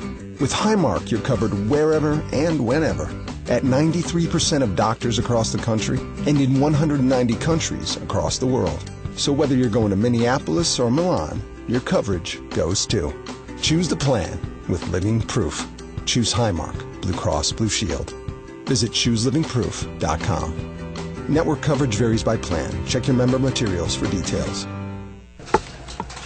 Okay, John, shelves are stocked. So are the new Fast Play games from the Pennsylvania Lottery. Just pick your game, get your ticket, and see if you've won. Like the Break the Bank family of games with progressive top prizes. Yep, winning's never been faster. Not faster than me clearing these shelves.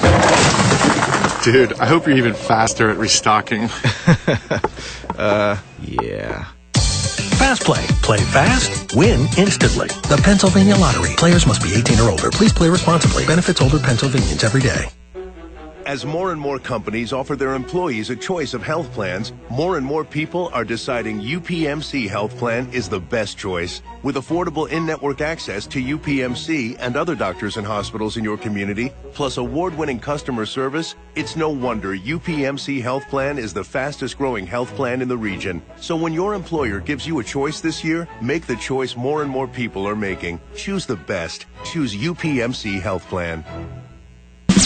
The new home of the Erie Otters, WRIE Erie, CBS Sports Radio 96.3 and 1260.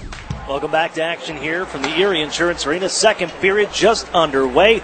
Otters with a 2-goal lead, 3-1. After 20, here's Maximowicz quickly into the zone. Carries across the ice, trying to bring it on back to the front of the goal. Poked away by McFadden. And back the other way. Look out, here come the Storm. Hillis, right side. Down to the circle now. Wheels in behind the net. Trying to pass off. He'll work and stop it along the boards and hand off. That's followed up by Merkley. Taken away by Fellows.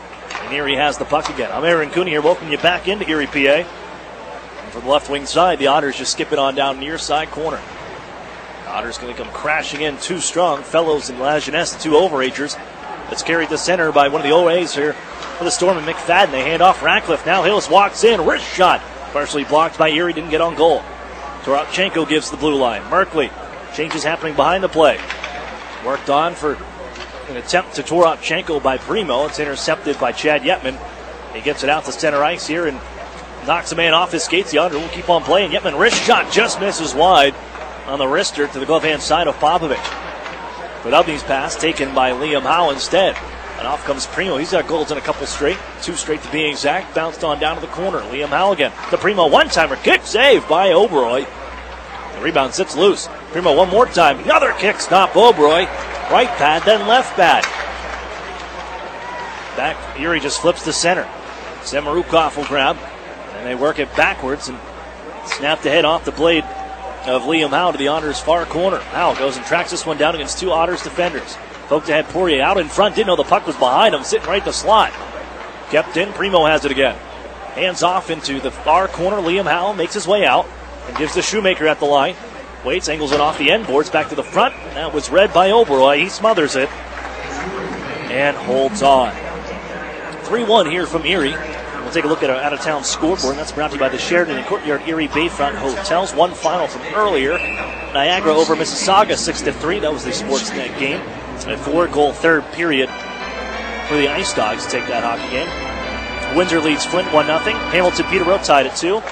London Saginaw tied at 1 apiece. Shot in front. Trickled around on the pinball, and it's covered again. As Oberoy able to find it in his crease.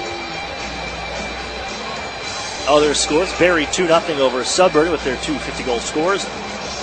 Luchuk finding number 50 last night. Wrist shot just wide of Oberoy's net. And Erie just chips it out to center ice. Owens now with the 2-0 lead over the Sarnia Sting in the first period. Rattled once more by the Storm into the Erie zone. Tipped ahead but not out. McFadden holds in. Steps around Fowler. Works right inside. Centering pass. It's off a stick. Knocked out of midair here. Saved by Oberoy. Still loose. Jams around the far post. And stopped. Just to get enough of it was Oberoy. A lot of hack and whack play. Kerwin was in on it. As was Cedric Ralph. Location listed. If you want an autographed piece of Otters memorabilia, head over to the Fan Assistance Center to claim your prize. 17-14 to go here in the second. The Otters want to do a 2-goal lead. 3-1.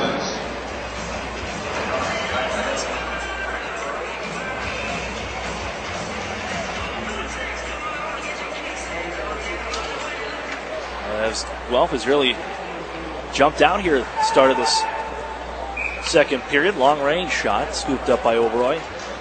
First 5 shots of the period belong to the Storm.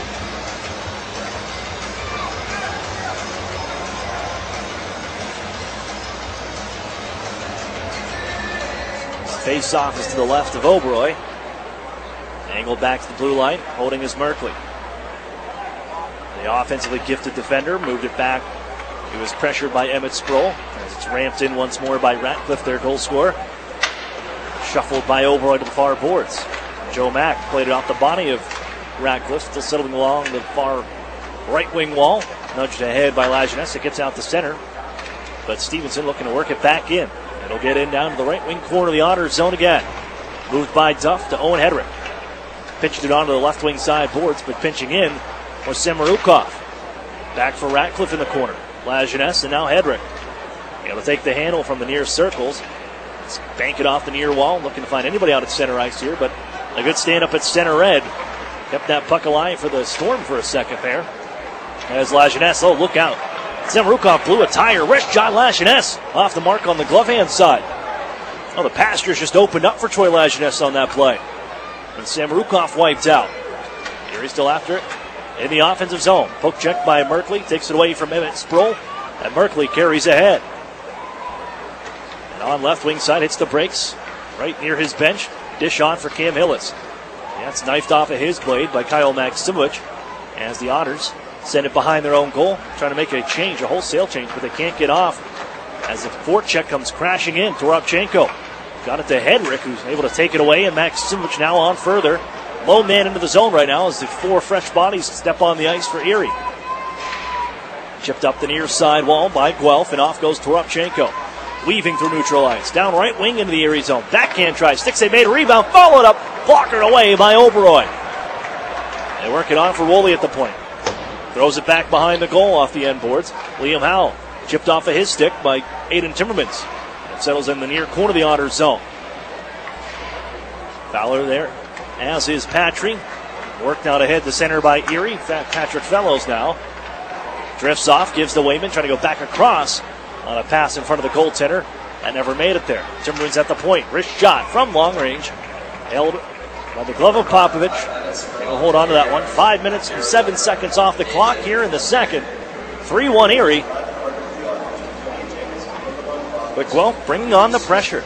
That's Erie's first shot on goal of this period. Early parts of it here, but 7-1 are the shots through the first 5 minutes and some change.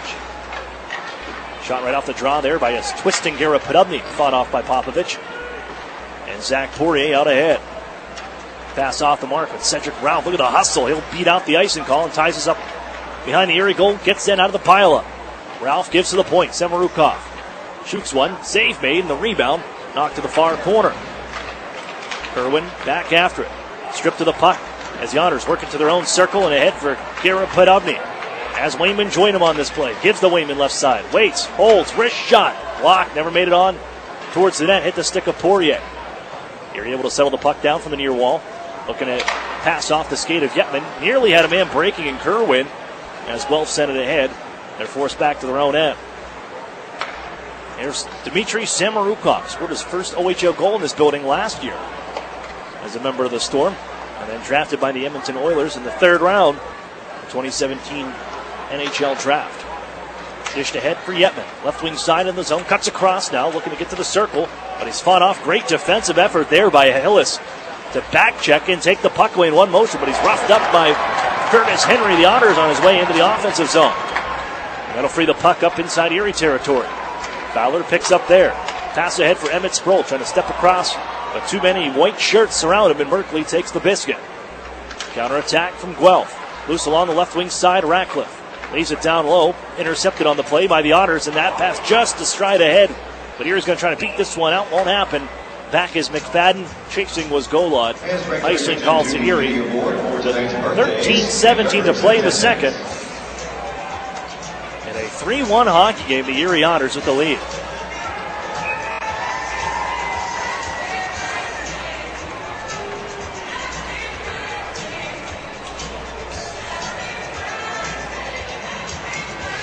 To the right of Anand Oberoy. Came in as the backup to start this season. Backup goaltender Troy Timpano. And you never know what happens over the course of a season. Ends up splitting duties here. The Otters with a younger net core in Dan Murphy and Anand Oberoy. Here's Emmett Sproul chasing the offensive zone. Gives off Maxim Golub. Plays it to himself off the cage. Gives off to Sproul.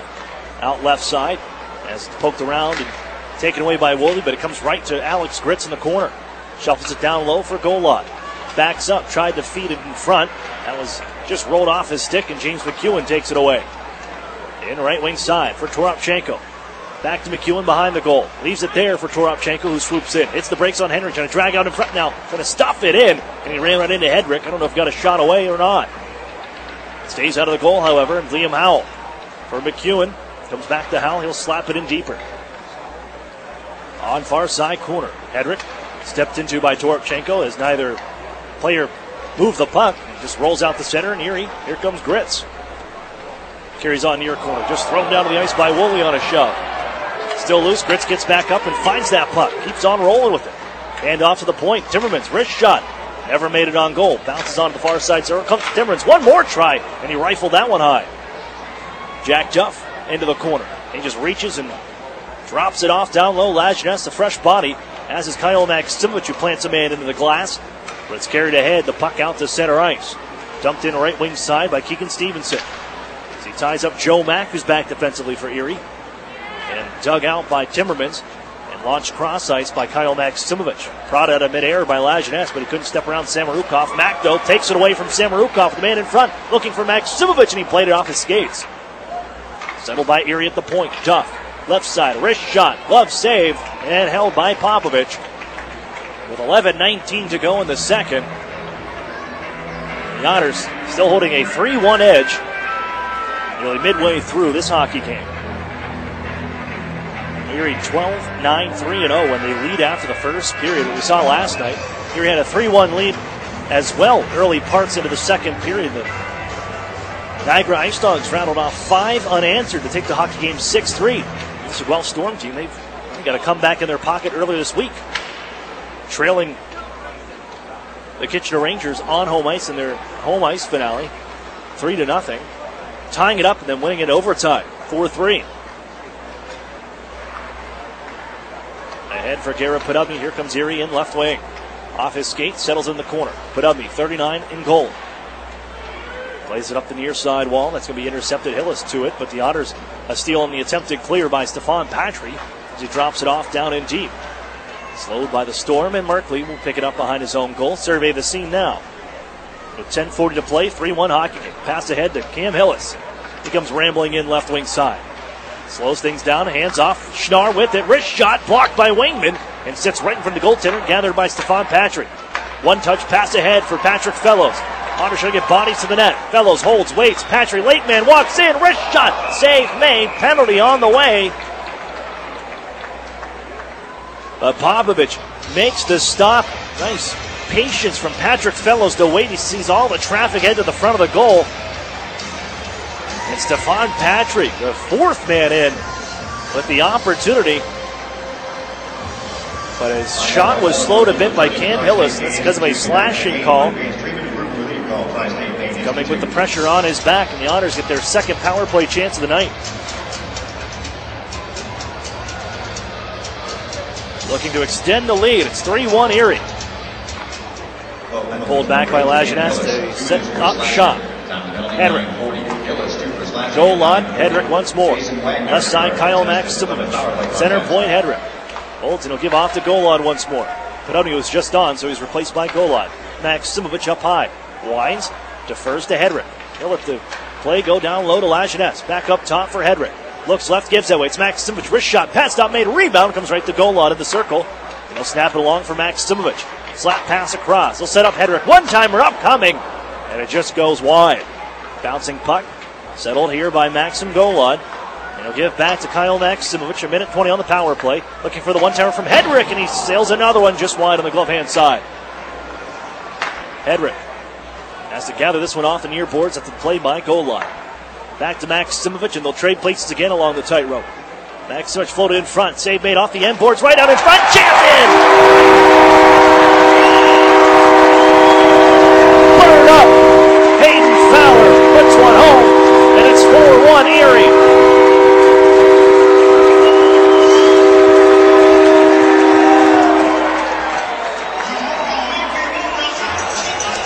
Hayden Fowler. Points in 4 straight games now. As the Otters send it off the pads of Popovich, and he just kind of slid out of his own net. As it angles off the end boards, back out in front, and Hayden Fowler, not going to make a mistake there, crashes into the blue paint. And Popovich is done for the night. In comes Nico Dawes.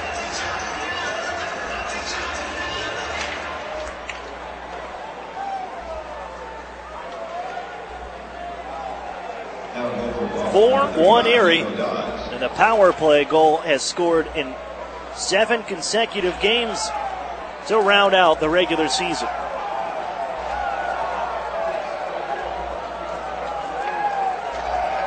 Here comes Howell. They got to get some offense here, get something working, hoping that Nico Dawes change the net will change things up. For that, look out, loose in front. And Jack Duff tied up. Liam Howell, who's crashing in, denied that offensive chance. Here's Emmett Sproul, trying to bounce one across, had it open, now looks Gritz. Taken away by Wayman though, open, wrist shot. Sails high, Dawes may have got a piece of that, grazing it with the blocker. Out to the point, Josh Wayman holds once more. Snaps another one towards the goal. Trickled in front, just wide after the deflection by Yetman. Emmett Sproul, on for Yetman at the circle, fires another one, that's blocked by Woolley. Sproul, back out to the point. Dish finds Wayman, winds up, heavy slapper off the mark.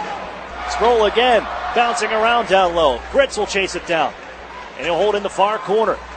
Waits trying to drag it on Woolley, who lost his stick. Tries to kick it away now.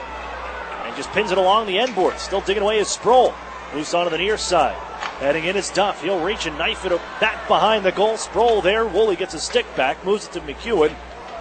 They can finally clear the zone. Here comes Liam Howe into the Otters end. Drops it off with the man in front. They couldn't get it to Toropchenko. Comes right back to the Otters. And here comes Garrett Podubny. And they get back into the zone once more. Podubny has Timmerman's left wing side. Defers off the Patry. Wrist shot. That's off a skate wide. Settles in the far side corner. Erie. They're buzzing like Aldrin right now. Henry with a shot. Oh, stick just blows up in two. And here comes Nate Schnarr. Penalty on the way. Schnarr with the man in front. Throws it that way. Saved by Oberoy. And it'll be touched up by the Otters. But a penalty upcoming. And Guelph is going to go to the power play here for the second time tonight. 7:24 remains in the second. 4-1 Erie after the power play goal from Hayden Fowler.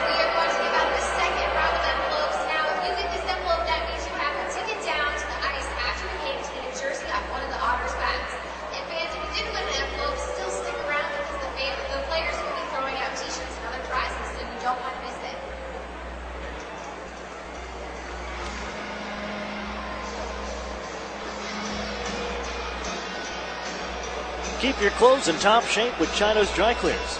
Complete with an easy, accessible drive-through and free pickup and drop-off. Chino's Cleaners is second to none. That's Chino's Dry Cleaners, the official dry cleaning service provider of the Erie Otters.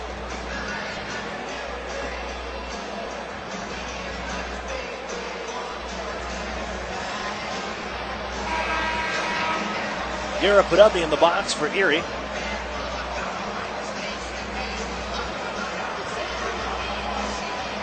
As he tossed the stick. You can see that. Actually, I've never seen that before. Throwing a stick to... 2 minutes for throwing the stick. 2 minutes for throwing the stick is the call. I can't say I've seen that before. I've seen players, you push the stick over for another player to pick it up, or I've seen Sidney Crosby flip one up to somebody before, but never a whole stick throw across. But onto the power play, here's Guelph. Looking to get the lead down to 2. Merkley throws it in front, blocked by Henry. On the near side boards, battle continues in the Otters zone. Erie will pick it up along the left wing side, pushed ahead by Fellows. Troy Lajeunesse now cuts across. Holds Brister, that's off a stick wide. McFadden will gather it in. He tries to spring loose the Storm out ahead to center ice. They got 4 bodies ahead. Schnarr right wing. Drop it off. It's Merkley. Walks on in down to the circles. Looks deferred, plays out in front, just past the stick of Ratcliffe. Schnarr couldn't get to it as it's gathered in by Owen Hedrick, and he skates the other way. Drops it off to Lajeunesse. Plays one off a skate. This will be picked up by Merkley as he sends it on ahead for Kerwin. Found by Ratcliffe. Kicked away by the Otters' Wayman. A lot of traffic there as Lajeunesse feeds it ahead for Kyle Maksimovic. Wayman trying to join him. Maksimovic ducks around one. Drop pass for Wayman. Picked off by the back checker as Kerwin carries away. 43 seconds left in the power play. We've been up and down the ice quite a few trips. Along the far board, still tied up and jumping in to help out was Alex Gritzel. Knife it back the other way on the clear. Half a minute left on the power play. Erie's killed off 14 straight as a handle loss found by Wayman, and he'll drop it back.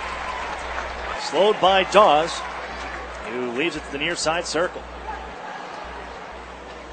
Rambling to center once more. Maybe one last rush on the power play. Turned around, Yetman. Another clear. And all the way back to the circle to Samorukov. Here comes James McEwen. Wheels around Yetman. And into the near side corner. Power play time is up. Back to even strength, 5-on-5. Podubny joins the play. Samorukov to the front of the net. Just wide. And it skips past his fellow countryman, and Alexei Toropchenko. Angled ahead to center ice. Tap there. Fowler's going to pick it up. Going to man join him in Podubny. Fowler with the puck. In front for Podubny. And he sends it wide.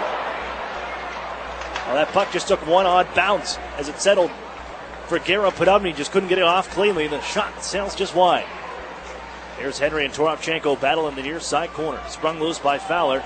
And Podubny ahead for Yetman. Pushing and shoving continues here back in the Otters' end.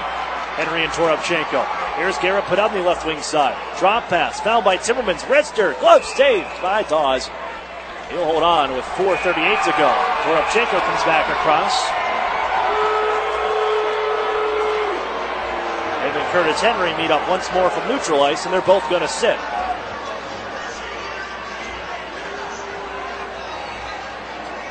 Pair of unsportsmanlike calls, and the signal looks like will be 4-on-4. Our officiating crew is brought to you by Visual Options. Our referee lineup: Brent Cologne, Josh Sheen, and our linesmen Kevin Hastings and David Milne. There's the opportunity for Garrett Podubny back the other way. With 4:38 to go in the second, 4-1 lead for the Erie Otters. Their final game of the regular season. 4-on-4 will go. The Otters, their record on home ice, their final game of the regular season on home ice, game 34 from the Erie Insurance Arena, 15-5 with one tie in their 21-year history. They played the Guelph Storm 7 prior times to this for their regular season finale home ice. They're 6-1 in those games. Here comes Maxim goal on left wing side, has a trailer. Cuts across the ice though, drops it off for Patry. Duff knocked it loose, but taken here by the Storm. Angled ahead for Hillis. He'll pick it up off the wall. Poke check by Stefan Patry. He picks it up now and winds his way ahead to center. Nice little move around Ratcliffe, finds goal line. Into the zone he comes. Drop pass to Hedrick. Cuts onto the backhand and ends up behind the goal. Carries on far side. Owen Hedrick, Otters overage defender. Gives off to Max Golod. Sweeps it towards the front of the net. Nobody home and is off the mark of the goal. Taken by Merkley. He'll lead the charge 3-on-3 the other way. Into the Otters zone from the right wing side. Drop pass to the circle. Cut off by Patrick Fellows. A couple bodies on him, but Fellows able to shoot it on ahead to center ice, and the Otters create another offensive chance coming up. Here's Hedrick. Left wing side, wrist shot. Glove save by Dawes. And he holds on for the whistle. 35 seconds left here, 4-on-4. Brits with an assist now to number 14, Hayden Fowler, and number 5, Eden Timmermans. As they went to change, there's a scoring change on the Otters' first goal. Grits from Fowler and Timmermans at 142. Assist to number 8, Cam Hillis. That should be Ratcliffe from Star and Hillis at 13-18 of the first period. And on the fourth period goal, add an assist to number 47. The Otters lead 4-1. With 3:05 to play, in the second period. Third will be coming up here. The Storm will need offense, or just hope that things work out for them on the scoreboard. They want to hold the 6th seed. Here's Ralph. Spinning away in the Otters zone. Timmermans lost all sorts of it. That leaves a man wide open. Semerukov walks on in. Turns it in front of the goal. Rolling puck. Goaltender out. They shuffle it underneath Oberoi. Who holds on? A scary moment there. Timmermans, they lost half his equipment. He had a stick gone in the corner, as well as a glove. Decided to go try to pick that up. Another open man on the weak side. They find Samarukov. Pulled the goaltender out, but just could not finish things up. Draws to the right of Oberoi. One back by the Otters to Jack Duff. There's Hedrick carrying ahead. Just out of the box is Curtis Henry. Receives that pass. Hits the brakes. Cross ice feed to Lajeunesse. Now Duff and back on to Lajeunesse. They go to the point once more. Hedrick winds, fakes. Hands off to a twisting Joe Mack, and it's taken right off his blade by Primo and off ahead. Here comes Toropchenko. Reaching down the right wing side. Planted by Duff. They both go down. Heavy collision there. Duff and Toropchenko meet each other. Puck behind the Erie goal. And Max Simovich will carry it ahead. Nice little bounce. Found by Joe Mack. Back to Max Simovich along the left wing side. Lays it to the corner. Mack reaching. Poked by McEwen. Moved ahead for Barrett, Kerwin, and then Poirier. Right back to Kerwin. Trying to go back to Poirier. Off a stick. Settles it off the right wing boards. In front, McFadden open. Shoulder stop made by Oberoi. Great pass to find McFadden jumping in on the play. As it's taken by the Storm once more. Poirier trying to give in front. Defended by Wainman. He's had a pretty good game here today, Josh Wainman. Battling against Primo now near side. Reaching is Wainman. With the corner of the puck rolls Poirier to it. Here with 90 seconds to play in the second. Primo to it. Onto the circle. Hillis shoots. Save made. And blocker to the far boards by Anand Oberoi. Guided out to center by Joe Mack. Here's Hillis. He'll go for a skate, chased by Lajeunesse. Wheels around Lajeunesse, trying to get around Yetman in. 1-on-4 into the zone. Lines and throws it to the front of the net. Save made, bouncing in front in the crease. Erie touches it up. A penalty upcoming for wiping out Hillis. And the third power play chance for the Storm on the way.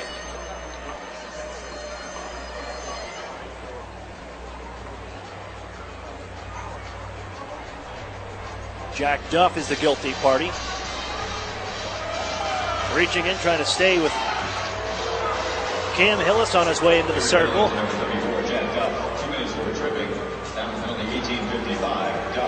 And a third power play on the way.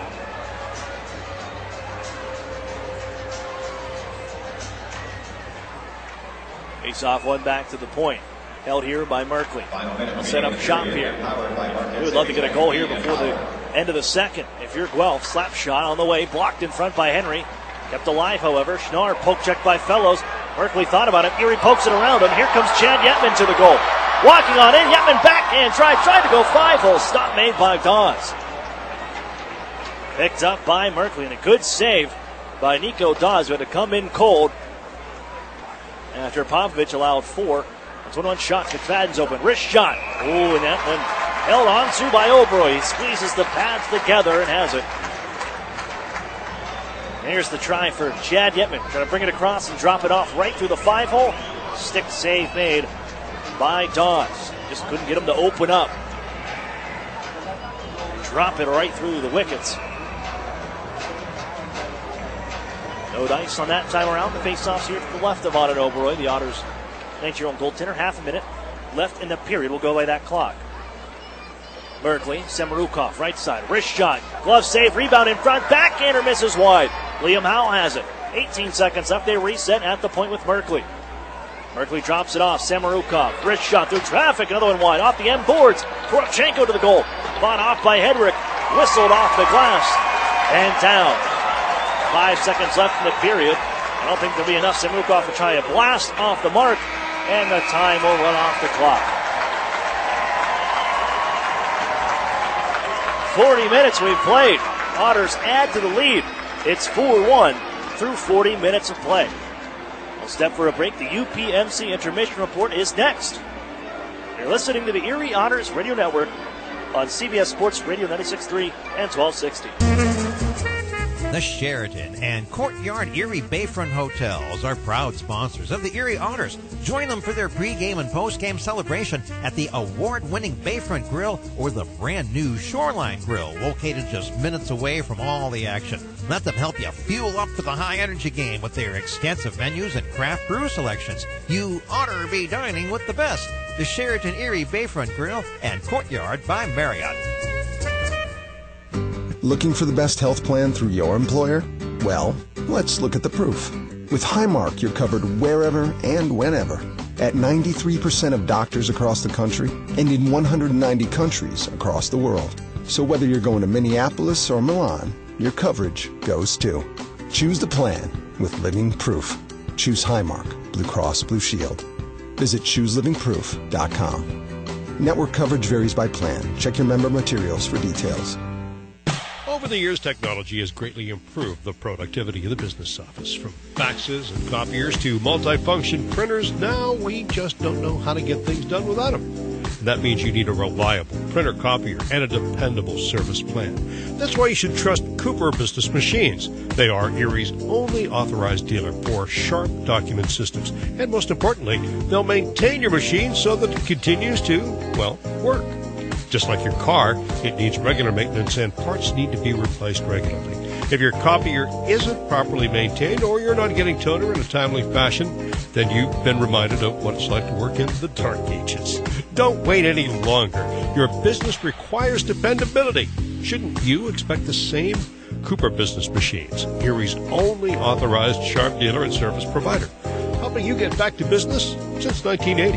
Online at cooperbusinessmachines.com or call 456-7585. The new home of the Erie Otters, WRIE Erie, CBS Sports Radio 96.3 and 1260. Hello everyone, I'm Terry Doyle. Thanks for joining us on this week's edition of OHL News, presented by Bauer. Coming up on the show, we'll talk to a player who is in the running for the Eddie Powers Memorial Trophy as the OHL's top scorer, but this weekend's play is going to determine who comes away with the trophy. That's coming up in a mo, but first, this week's OHL On the Run Player of the Week is Dmitry Sokolov of the Barrie Colts. He picked up 9 points in 3 games last week on the back of 5 goals and 4 assists, and was an impressive +7. The 2016 7th-round pick of the Minnesota Wild represented Russia at the 2018 World Junior Hockey Championship. He was originally chosen in the CHL import draft by the Sudbury Wolves, but joined the Colts in January. Morgan Frost has been among the top scorers in the Ontario Hockey League throughout this season. The third-year forward of the Sault Ste. Marie Greyhounds, a first-round pick of the Philadelphia Flyers in the 2017 NHL entry draft. Now he comes into this weekend's action battling Aaron Luchuk of the Barrie Colts and Jordan Cairo of the Sarnia Sting as the top scorer in the Ontario Hockey League. Here was a conversation I had with Morgan Frost before this weekend's play got underway. Morgan Frost of the Sioux Greyhounds joins me now, and Morgan, final weekend of the regular season. Right off the bat, has this 2017-2018 season seemed to fly by? Yeah, I mean, you kind of come into it, and this being my third year, you kind of know what to expect, but, this year compared to my first 2 has gone by a lot quicker, and it's flown by. It's been, a great ride for our team, and, like I said, it really has flown by. If you and I talked on Labor Day weekend, early September, and I said, hey, mid-March, you're going to have 110 points in the Greyhounds first overall, you'd probably tell me, okay, don't jinx that, please. Yeah, I mean, it's been a special ride, and, I'm proud of the team, and, personally, I've had a pretty good season, so, I can't really ask for, things to have gone better so far, and hopefully we can keep it going. What's the approach to this weekend's games, knowing that, first overall is locked up, but, is it a case of just trying to do the right things heading into next weekend with the playoffs starting? I think so, yeah. I mean, it's definitely about building towards playoffs, and we want our game to be, where we want it to be really for playoffs, and we want to be playing our best hockey. So I think, it's building on the little things, and hopefully that can lead up to, a good playoff run. Down the stretch, there's been those odd games where a team has maybe, come up to bite you guys a little bit. In some ways, is that healthy to have that reality check going into the postseason? For sure. I mean, dealing with adversity is something that every team needs to go through, and I think, some of those little games have, made us a better team, and, shown us some things that we need to work on to, make sure we're winning all the games we play. So, it's definitely nice to have learning curves over the course of the season. I know, in the midst right now, of course, coming into this weekend, the OHL scoring race is something going on you're in the middle of with Aaron Luchuk of Barrie and Jordan Cairo of Sarnia. Are the guys in the room probably talking about it and sort of almost bugging you a little bit about it, doing almost like scoreboard watching? I think a little bit, but I think we like to keep it more quiet about it, and try not to think about it too much. I think if the guys were bugging me too much, I'd probably get a little more nervous when I'm playing. But I think, yeah, like I said, we just try not to talk about it too much. But it's definitely nice to be up there, and hopefully these next 2 games go well. I know this weekend you guys have 2 home games and also an award ceremony and sort of banquet in between. Gotta think that's a nice weekend when you guys can get all the families together. Yeah, in my past 2 years, it's been one of the best weekends of the year. I think everyone, we kind of just soak in, our success over the season, and everyone's got their families up there, and, we spend time together at the banquet, and, it's a fun weekend. We get to cap off the season and, build up some excitement for the playoffs.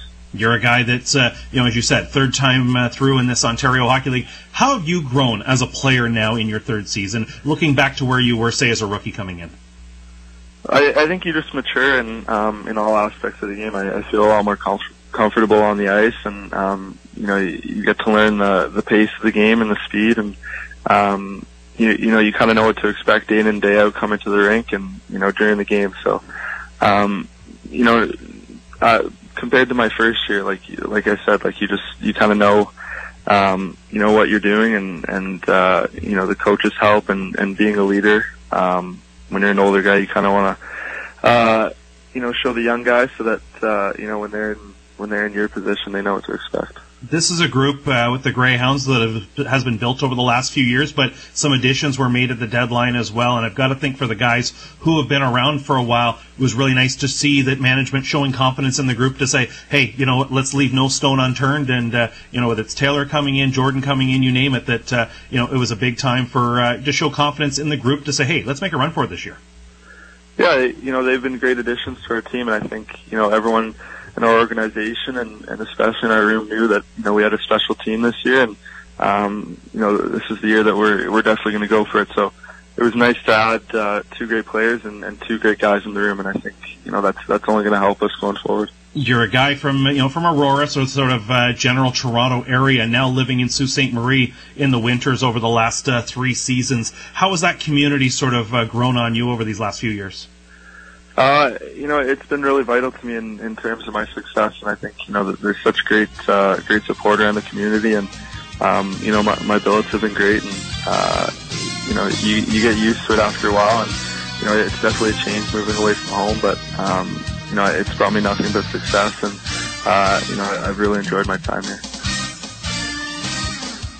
That was Morgan Frost of the Sioux Greyhounds, and the Greyhounds remain the #1 team in this week's CHL Top 10 rankings.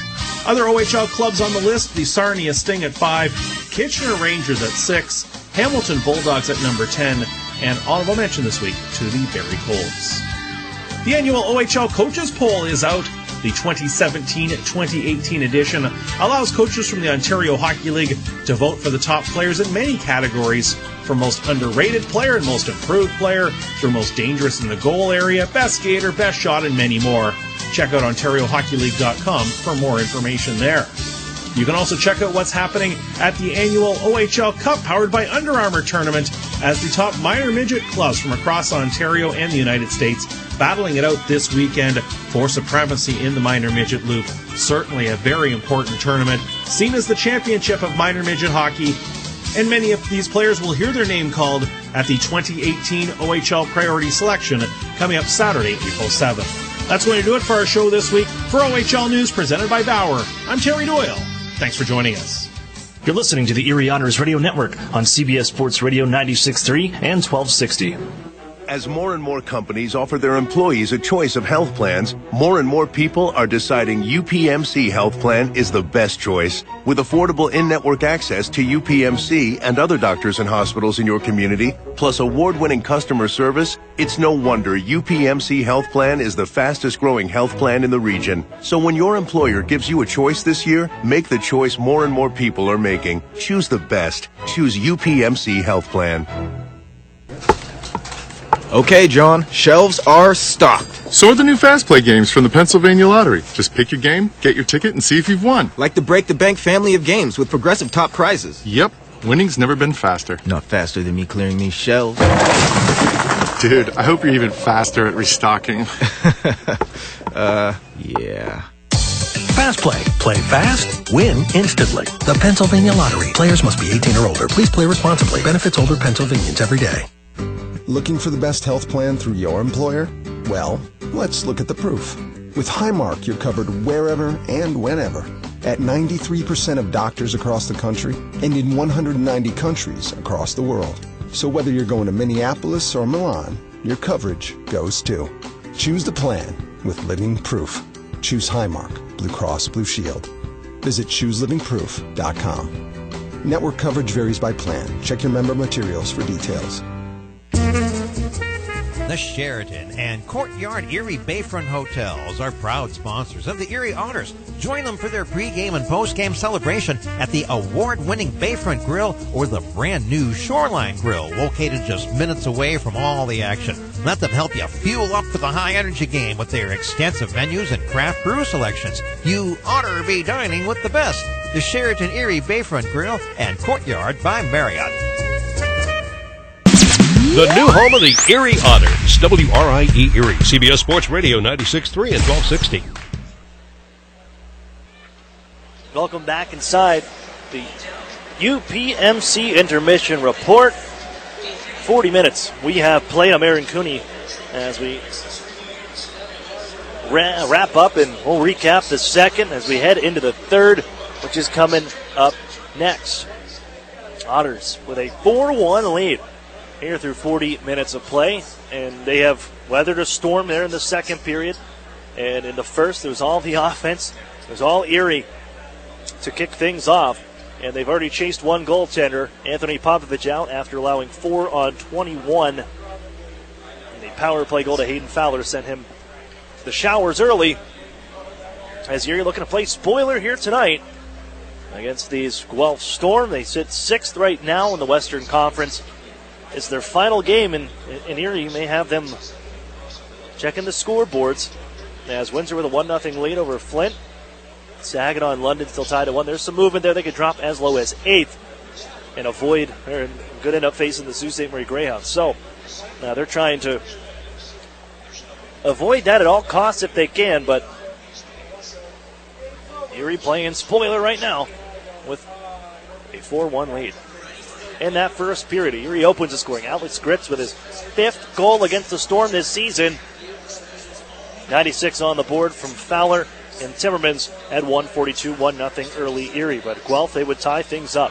Blown coverage by the Otters because they had a couple defenders run into each other at their own circles.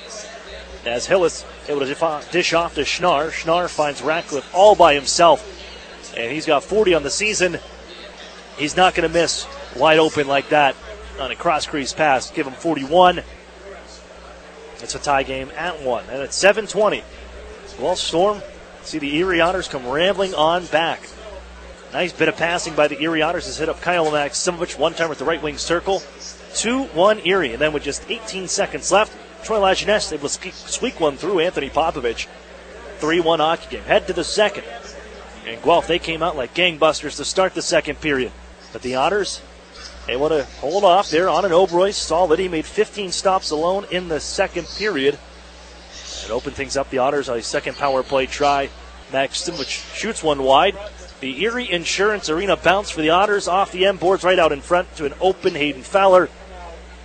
He puts home his 12th of the year. And the Otters lead 4-1 through 40. Let's look at the out-of-town scoreboard brought to you by the Sheraton Courtyard Erie Bayfront Hotels, proud sponsors of the Erie Otters. You Otter be staying with the best. Final from this afternoon, the Sportsnet game, Niagara 6-3 over the Mississauga Steelheads. In action right now after 2. Windsor with a 1-0 lead over the Flint Firebirds. And with the Bulldogs, a 4-2 lead over the Peterborough Petes. With 14 seconds left in the second. Midway through the second, London has jumped out to a 1-goal lead. 2-1 over Saginaw. After 2, Barrie with a 4-2 lead over the Sudbury Wolves. That's one period. I apologize. That's after 1. And also, now into the second period, the Owen Sound attack with a 4-1 lead over the Sarnia Sting. We get the third next. You're listening to the Erie Otters Radio Network on CBS Sports Radio 96.3 and 1260. Hello, I'm Greg Loop, President and CEO of Family Services of NWPA. This month we are celebrating families. During the game, we'll be highlighting stories from families involved with our adoption department. Every child deserves a permanent home and a loving family. There are hundreds of children in Erie County who dream of finding their forever family. Consider opening your heart and home to a child today. Learn more at fsnwpa.org. Listen to this. Do you hear that? That's the sound of all the people clicking on your website right now. That's right, crickets. Get a website worth clicking about. Call or text Epic Web Studios at 814-746-6987 and turn silence into this.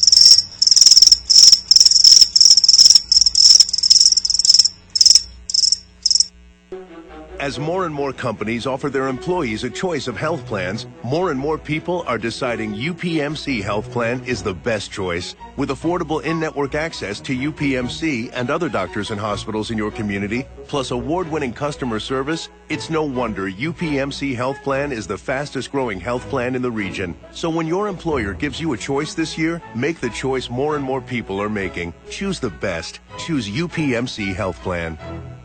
An Erie landmark since 1953, Nunzi's Place serves generous portions of great food at reasonable prices. Family owned for almost 60 years, Nunzi's prepares the finest Italian cuisine in Erie. Come see why the Erie Times News said Nunzi's is known for food that tastes good. Nunzi's Place, located at 2330 East 38th Street near the Bayfront Connector.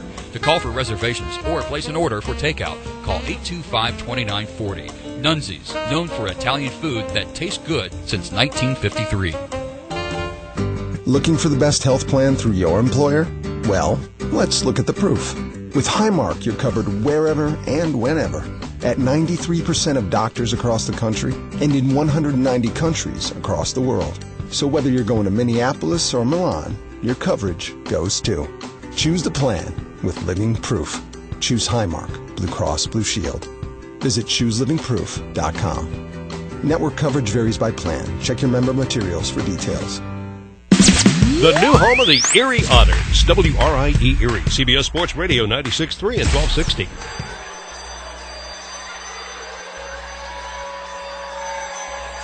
Welcome back here inside the Erie Insurance Arena.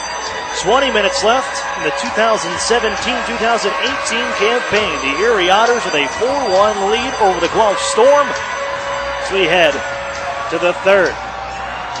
Awesome. Last game here for period of hockey for the likes of Owen Hedrick, Troy Lajeunesse, and Patrick Fellows. They're out there now to start the Erie Otters on this penalty kill.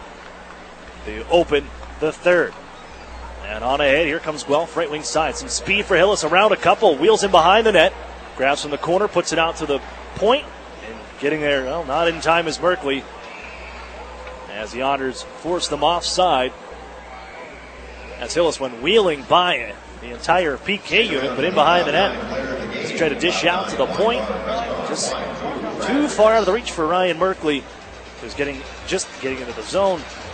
32 seconds left here on the third power play for the Storm on the evening. 0-for-2 on the previous. Rattled in by Samarukov. And settles on near corner. Toropchenko chasing. Knocked off of his skates by Owen Hedrick of the Otters. This pitched ahead by Henry on the backhand. Here comes Merkley. Picks it up from behind his net. And one last rush with the man advantage. Gives on right wing side, but offsides once more. That'll pretty much do it on the power play. 5 seconds left in it.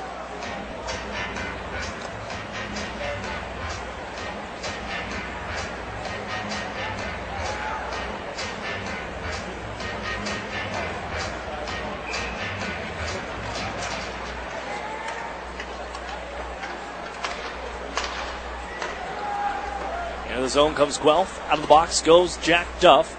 5-on-5 or even. McFadden left side, wrist shot, glove, save. Oberoi, he holds on. He saw 15 shots in that second period alone. 25 or 24 on the game, now 25 as you add on that one. With a minute and 4 seconds off the clock. This third frame. Guelph moving on to the postseason. They're still trying to figure out what position and who their first round opponent will be. This one skipped and bounced out in front, but nobody home. With a lot of steam on that puck all the way back in his Durham territory. They sit sixth right now with 69 points. But a couple teams right behind them with 66. Windsor Spitfires and the Saginaw Spirit. Here's Yetman into the zone. Drop pass. Patrick wheels in, trying to hand right back to Yetman. He's already zigging towards the net. Here he holds in from the point. Aiden Timmermans float it towards the goal off his stick.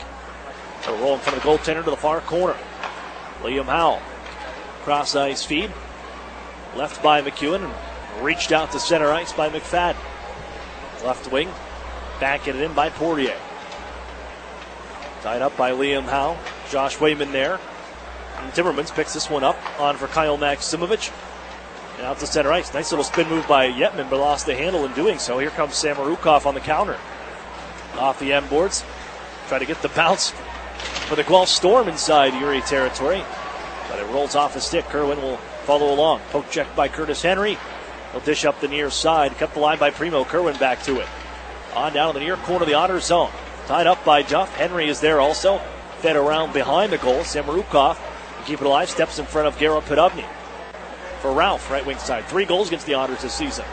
Continues to water bug in the corner. Gives out. Samarukov waits, drags, fires. That's off the mark. Off the dasher to the near side circle. Swinging at it was Kerwin, but a swing and a miss. Other way for Erie. Here's Garrett Podovny. Makes his move. Poke checked away, though. Drops it off for Max Golod. Tries to step around Kerwin. tied up behind the goal. Comes loose. Primo finds it after a dish as he sends it out ahead for Cedric Ralph. He'll loft into the zone and head off on a change. Nearly 3 minutes off the clock here from the third period, final game in the Erie Insurance Arena this year. The ice, well, it's coming out tomorrow night. They got a big concert with Brad Paisley in town, and we'll be ready to put that right down on the floor. Here comes Guelph once more. Schnarr, drop pass for Merkley, tied up by Alex Gritz. Liam Howell knocked this one out of midair with a glove, settle it down in front here. Schnarr, and his shot was blocked, poked by Wainman. Carried ahead by Emmett Sproul on right wing. Lets the shot go. That was D'd up by McFadden. Sent to the near corner by Erie Hedrick. Drops it off back into this corner. That belongs to McFadden, who sends it for his partner Merkley, but Joe Mack will get there first. Drops it off. That comes right to Merkley. And he had him right where he wanted him. And here comes Stevenson the other way. Rip it back around into the Erie zone. Comes right to Emmett Sproul from his bench. He lost the handle. Toropchenko takes over. Spun off the stick of Emmett Sproul into the Erie zone. No icing after the deflection. Sent around by Aiden Timmermans. Joe Mack stops it there. Bounce to center and on back. Samarukov holds to the near side circle. Here with 4 minutes off the clock. 4-1 Erie. A 3-goal first. They add a power play goal. That's power play goals in 7 straight games for the Erie Otters to round out this campaign. Back in, here comes Guelph. And for Toropchenko, twisting on the near side. 17 in white. On the left wing side, pitch it onto the far side corner of the Otter zone. It'll bounce, and Timmermans looking to get there first. Chased by Hillis, drops it off behind his own goal. Moved by Curtis Henry, took a heavy shot from Ratcliffe. Samarukov holds in. Back behind the goal, here's Hillis, poked it out in front onto the backhand. It was an attempt from Toropchenko. It's forced onto the far wall by the long reach of Curtis Henry. Tie up along the far side. Toropchenko, Hillis. Also in is Poirier. Maxim was reaching for Erie. That's knocked loose, and somebody lost the lid. That belongs to Toropchenko, and a penalty upcoming. Erie holds on. It's going to go to Toropchenko for continuing in play after losing his helmet. And I think the Otters may have evened it up, however, because Henry threw the helmet, slapped it with his own stick to the near side. And that's what draw the whistle when the Otters had the possession of the puck. So Toropchenko and Curtis Henry, a little barking back and forth to make their way back to the penalty boxes together. And we're 4-on-4 again, second time tonight.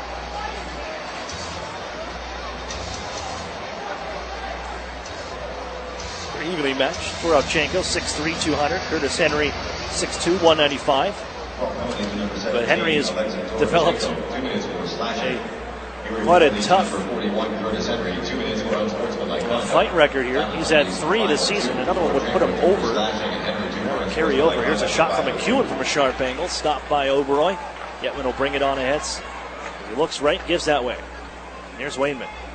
Back for Fowler. Into the offensive zone come the Otters.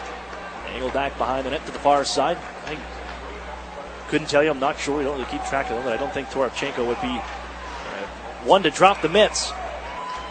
As this puck rolls in on Oberoy, he'll cover up.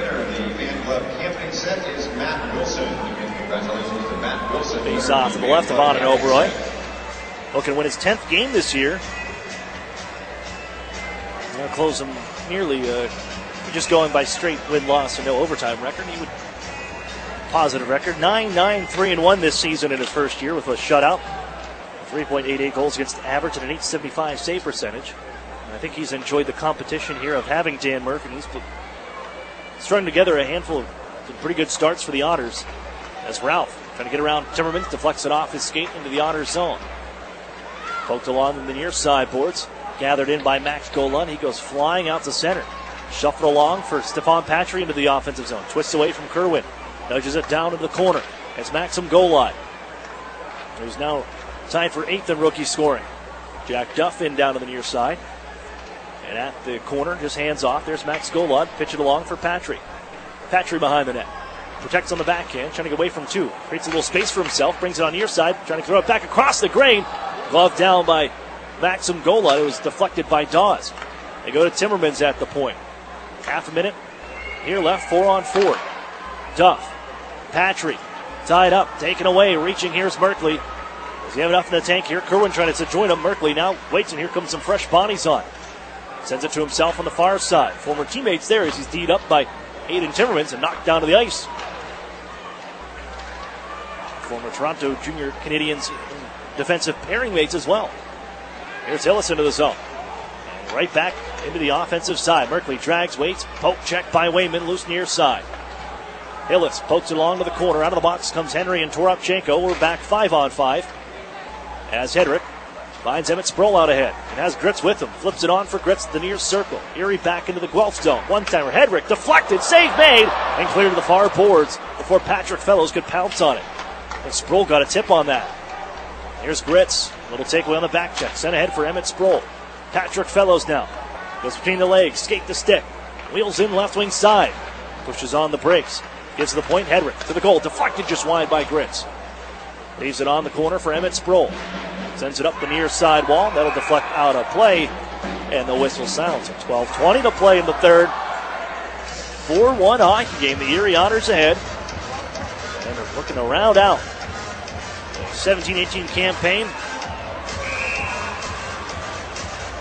With one more victory here on home ice. That'll give them 17. And now Toropchenko and Henry. We will drop well after the whistle. Uppercut from Henry. With Toropchenko, his helmet's off for Toropchenko. Henry throwing rights, is pinned up along the boards. Keeps him coming. We're throwing haymakers now. Uppercut from Toropchenko. Henry lands two more. Another right. Henry gets the elbow pad off, and they keep on going. Henry's got some action. Heavy rights again. Tie up along the boards. Henry trying to get loose with the left arm. And the linesman will step in. They've been going at each other all night. And finally drop the mitts.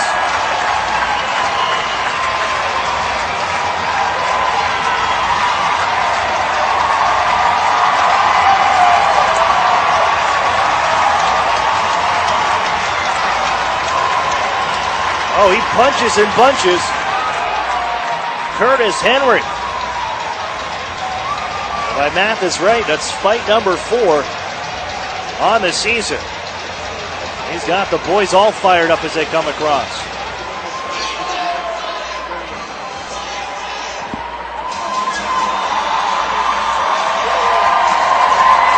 And I think he's going to be done early.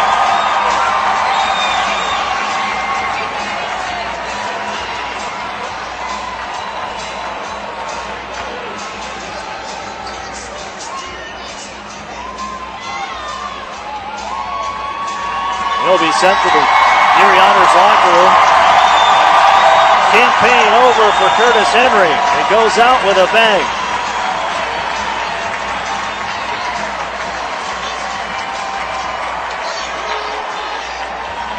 The fight happened between whistles.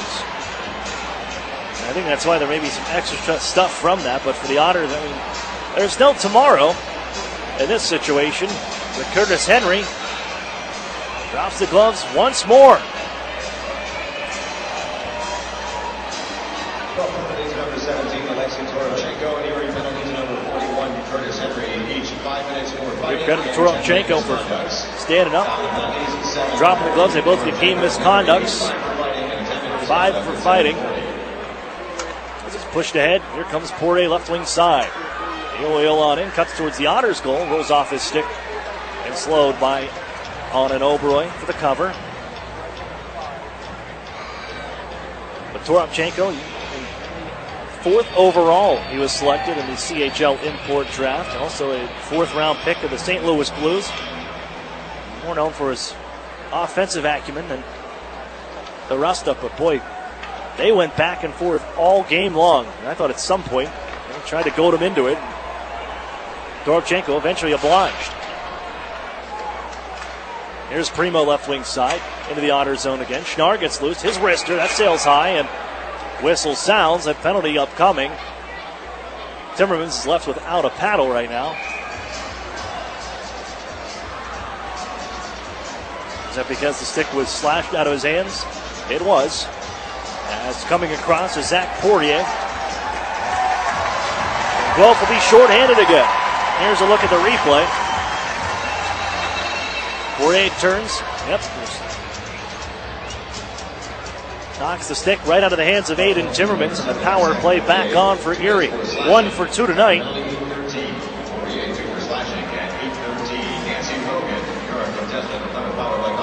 As they sweep it back for Owen Hedrick. Podubny, cross ice feed. Kyle Maximovich right back to Hedrick after the play off the boards to Podubny. One-timer, scores!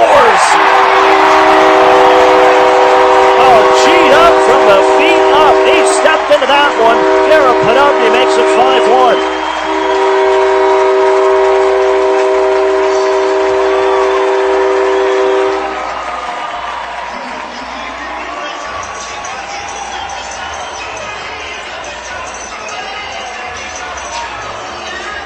Garrett Podubny, the Otters' first-round pick in the CHL import draft back in 2016. And he certainly has a cannon and some pinpoint accuracy. Puts it over the glove of Nico Dawes. And the Otters are ahead by 4.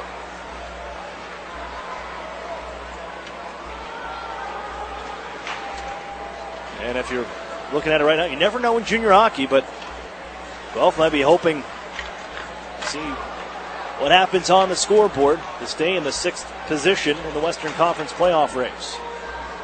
That'll match him up with the Sarnia Sting as of right now. Backhander that one off a leg wide. Aiden Timmermans bounces away from some traffic, shuffles across for his partner, Wainman. And on ahead, Timmermans finds Podubny. Pass goes off the stick, picked up. McEwen couldn't settle the rolling puck. Podubny back to it as he holds right wing side. Goes between his legs, trying to bring it across, and it's poked away by Woolley at the last second. Maxim goal line. Tied up, trying to push it to the front of the goal. It's flipped out ahead instead by Guelph, and it's on back to center ice. They have Garrett Podubny. Points in 6 straight here to finish off the season. Podubny, as they dump it in the near side, Hedrick was chasing. Podubny will back up defensively. They allow Golod to chase, provide the pressure as Fowler also out of neutral ice. Primo's the one that's stepping with the puck. In left side, Hillis floated on across. Nearly knocked into midair by Emmett Sproul, but Fowler will gather it off the end boards and skate it ahead. Has Sproul on a drop. Across. Here's Hedrick open. Turns it on for a forehand. Now backhand try as he fanned on the first try. Just sent it wide. Held by Jack Duff to Owen Hedrick. Right side. Wine. Slapper. Glove save. Dawes holds on.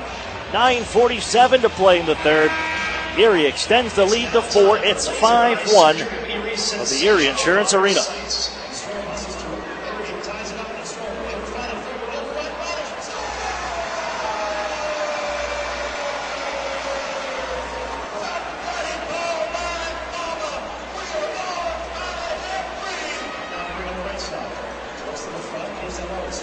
Otters fans, True Moo and Meadowbrook Dairy Pure Milk. It's the official milk choice of the Erie Otters. That's True Moo and Meadowbrook Dairy Pure Milk. Pick up a gallon today at your local grocery. 311 West 24th Street, Suite 201. Online at lasereyesurgery.com. By calling 814-455-7591. Zero Eye Surgery Mary. Better vision begins with us.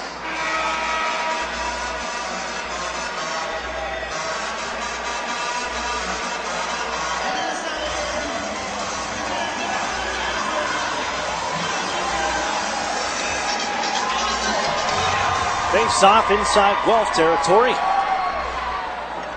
Along the left wing side, it's chipped around Chad Yetman, who is back. Worked on far side. Yetman, who has played defense before for the Erie Otters to help out. When the Otters were down a few defenders back in the beginning of the season, Erie whistled offside. 9:25 to go.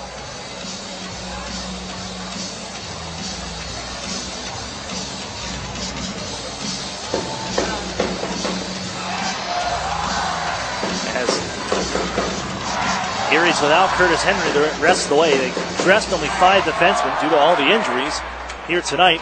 The way it's been the last couple of weeks, Erie had to play this is a 7th straight game in the final 7 games. Oberoi will hold on to this one. Final 7 games with down 1 man, at least one. And guess how many people are here tonight to down to here the last couple of weeks once they lost Ivan Ladnia.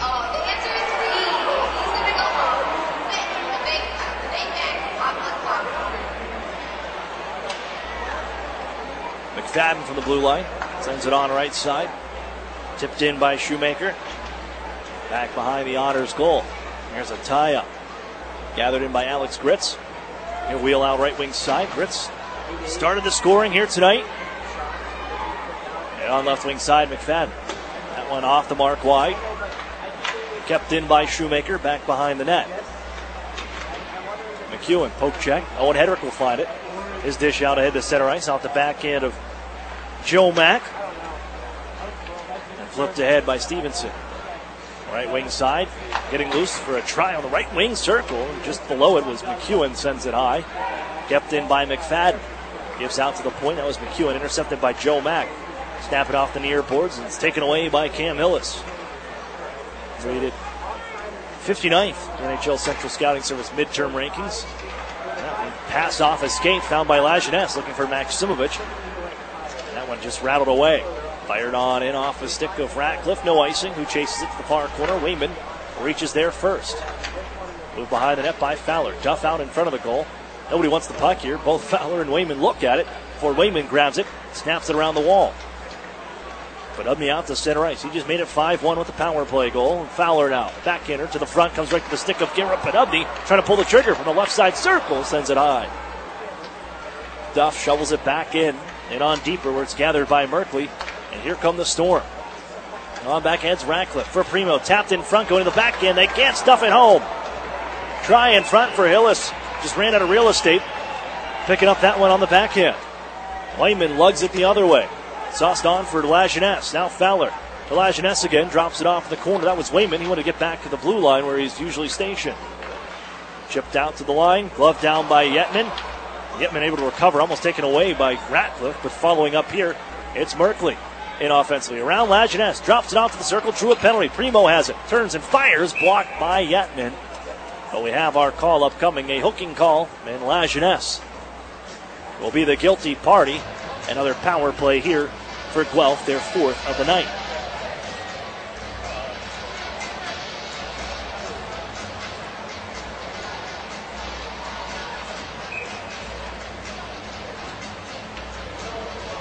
Erie penalty to number 91, Troy Lajeunesse. 2 minutes for hooking. Time penalty 12:55. Lajeunesse 2 for hooking at 12:55. Start with the clears. The Otters take the draw and fire it on down. Nico Dawes put this one right in the body of Patrick Fellows. Here he's got it shorthanded. Fellows trying to move it on in front for Patry. Merkley able to block that, but Patry back to it in the corner. Just hits the brakes, kills some clock. Fellows, he'll run Merkley off the puck and send it on back for Jack Duff. Bounce ahead to center once more. Merkley holds now. Pushed right towards the Erie line. Ralph, he'll run into Owen Hedrick, forcing to give up some ground as they tie up along the near corner. 3 jerseys on 2 white. And it's the white shirts that prevail. Here's a shot from the point. Poirier deflects home the Merkley shot from the right wall. He was stationed right out in front. Got the last touch on it. Fools Oberoi. And it's a 5-2 hockey game. 6:14 to go. The Storm have some life with the power play tally.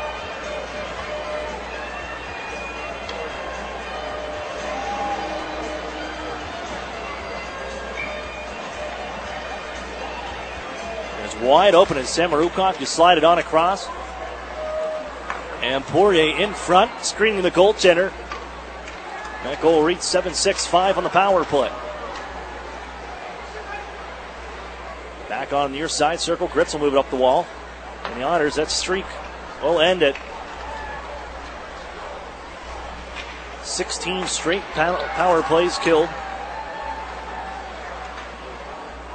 As the Storm grab one here towards the end, into the final 6 minutes now. And as I was saying back at the beginning of the broadcast, give the Otters credit here. You had pretty much a whole different change in their special teams units.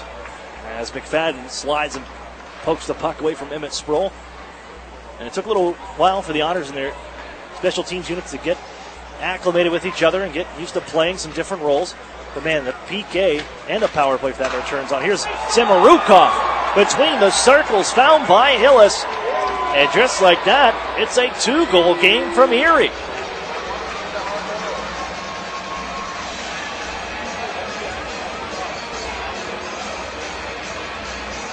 Well, Cam Hillis just slows the game down, holding on to that puck and protecting it on the forehand as he ends up behind the Erie goal. Just waits and waits and waits, and he knew that here comes Samarukov right to your picture. Puts it right onto the tape, and the one-timer beats Oberoi. And we got a hockey game here with 5:10 to go. Here comes McEwen. He wheels around Duff. Going to drop it off in front. You say the Erie's PK since then, beginning of the season, has moved up from the top 10. They sit 10th. And that first power play goal allowed in a handful of games. Samarukov just drew within one. Holds. Bounces this one off of McWine. Settles back behind the Erie goal. Fowler reverses to the near side on the pass.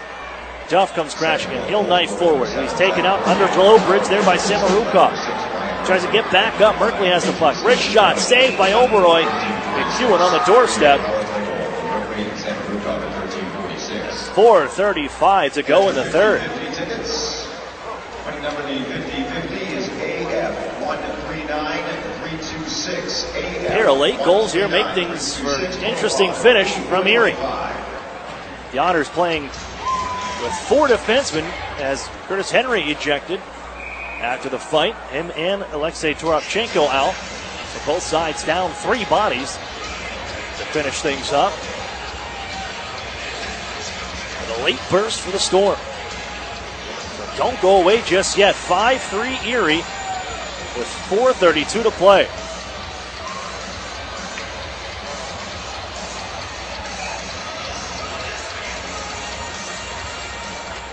Face off to the left of Bonin Oberoi. There's Madden, holds in a face off. Look out, Powered in front, shot off the pads, loose in front of the Erie goaltender. They'll clear. Moved out down to Guelph territory. Goals 58 seconds apart for the Storm. Erie offside. A little bit of a late whistle was put up. He took the shot. But 4:14 remains.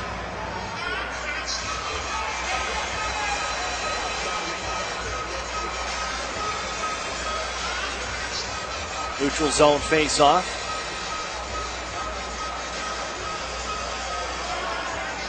Patry steps in against Kerwin. One back by the Otters. Timmermans in neutral ice. He'll blast it towards the goal. Glove down by Dawes. He's just going to hold on. And an offensive zone draw coming up for Erie.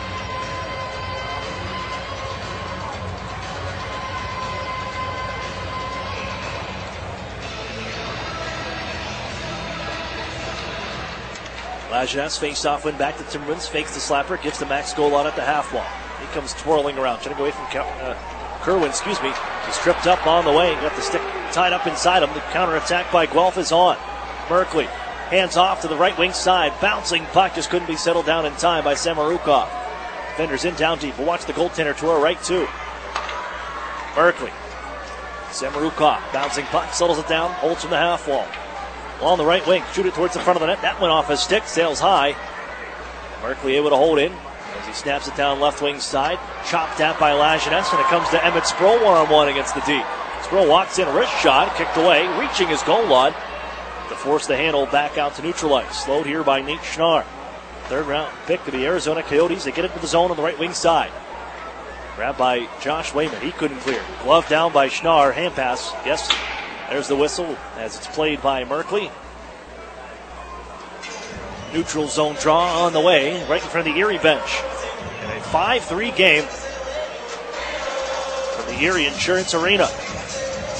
Time winding down. And if you're on the Guelph side of things, London with a 2-1 lead over the Saginaw Spirits. That heads into the third. Windsor midway through the third period right now with a 2-1 lead over the Flint Firebirds. Windsor will meet Saginaw tomorrow afternoon as Merkley sails this one into the Otters zone.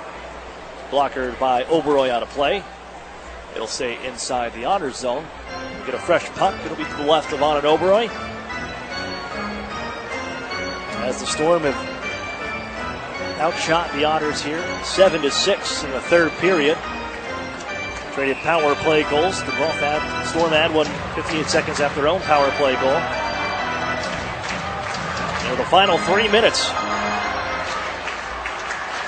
Thus we need more time, which would be fitting. These two teams have gone the distance 3 prior times. Merkley spins away from Fowler, who comes flying in. Forced him on outside. Merkley trying to draw a call. Fowler trying to stay with him. Merkley goes for a skate out at neutral ice.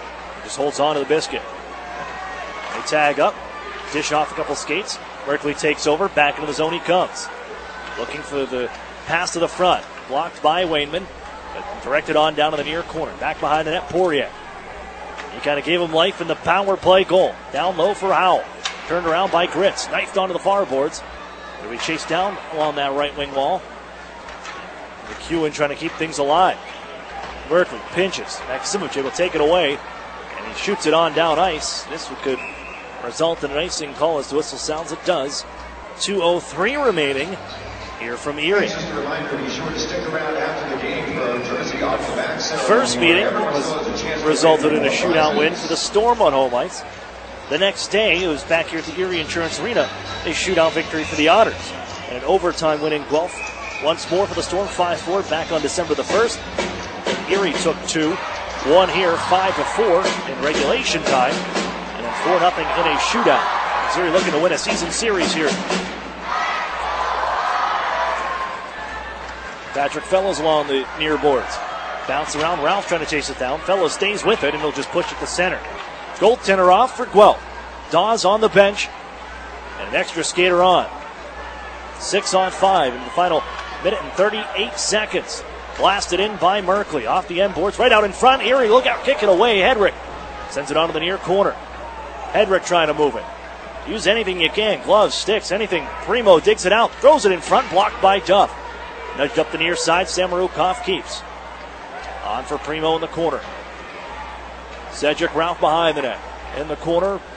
On the far side, Ratcliffe gives out to Merkley. Swings it back onto the circle. Ratcliffe, shot, save made, rebound in front. After the rebound was Ratcliffe. He failed on the shot. And Erie gets it out to center. Patry with it. Has a man ahead.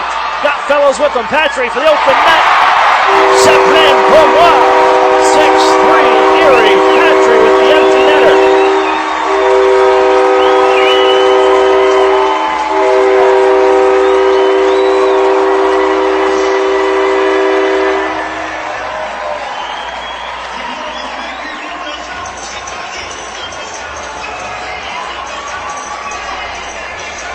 I know he was looking over at Patrick Fellows, the overager.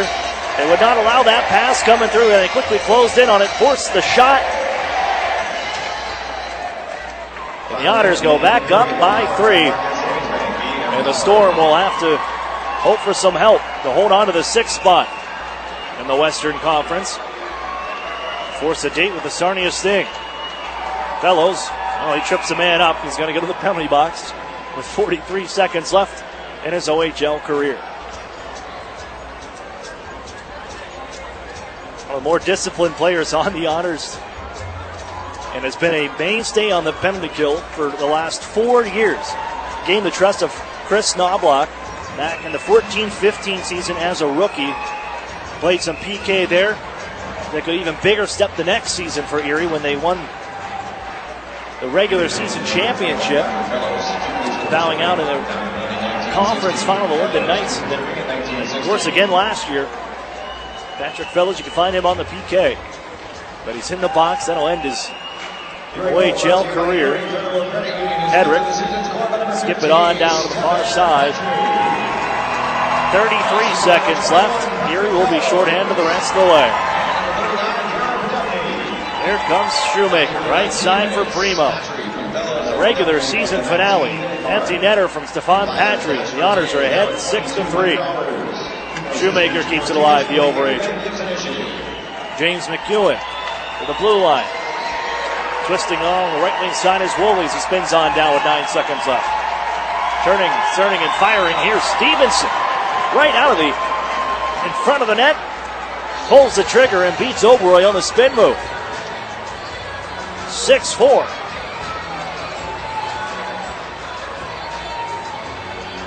Give Keegan Stevenson his 5th of the season. And Fellows can step out of the box, and I guess the Otters PK unit allows 2 here tonight.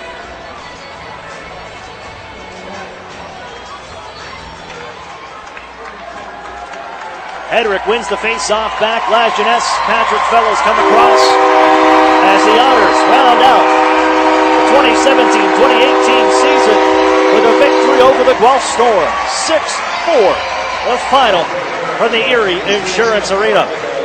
We'll step for a break. Otters post-game show is next. You're listening to the Erie Otters Radio Network on CBS Sports Radio 96.3 and 1260. Children who have experienced the death of someone close need help and support. You can find that support at the Highmark Caring Place, a center for grieving children, adolescents, and their families. The Highmark Caring Place is a safe place where grieving children and families can come together and be with others who understand what they're going through. As an essential community resource, the Caring Place offers services at no charge to grieving families from throughout the community. The Highmark Caring Place, helping grieving children and families right here in Erie since 2001. Find out more at highmarkcaringplace.com. Over the years, technology has greatly improved the productivity of the business office. From faxes and copiers to multifunction printers, now we just don't know how to get things done without them. That means you need a reliable printer copier and a dependable service plan. That's why you should trust Cooper Business Machines. They are Erie's only authorized dealer for sharp document systems. And most importantly, they'll maintain your machine so that it continues to, well, work. Just like your car, it needs regular maintenance and parts need to be replaced regularly. If your copier isn't properly maintained or you're not getting toner in a timely fashion, then you've been reminded of what it's like to work in the dark ages. Don't wait any longer. Your business requires dependability. Shouldn't you expect the same?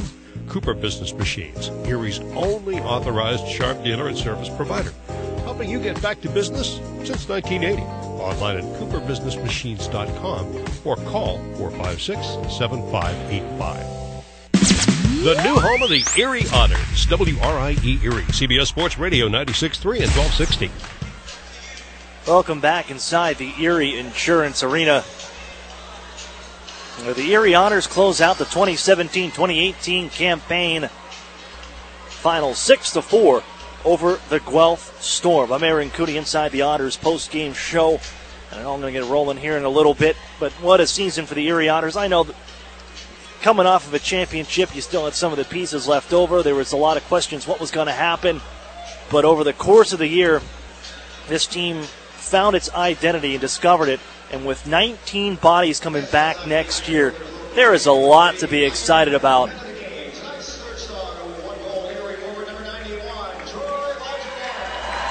As you head into the future with some young prospects that got acclimated with the group and ready to go for the future of the Erie Otters, bright heading into next season. They run through the final star, or the 3 stars for the final time this year.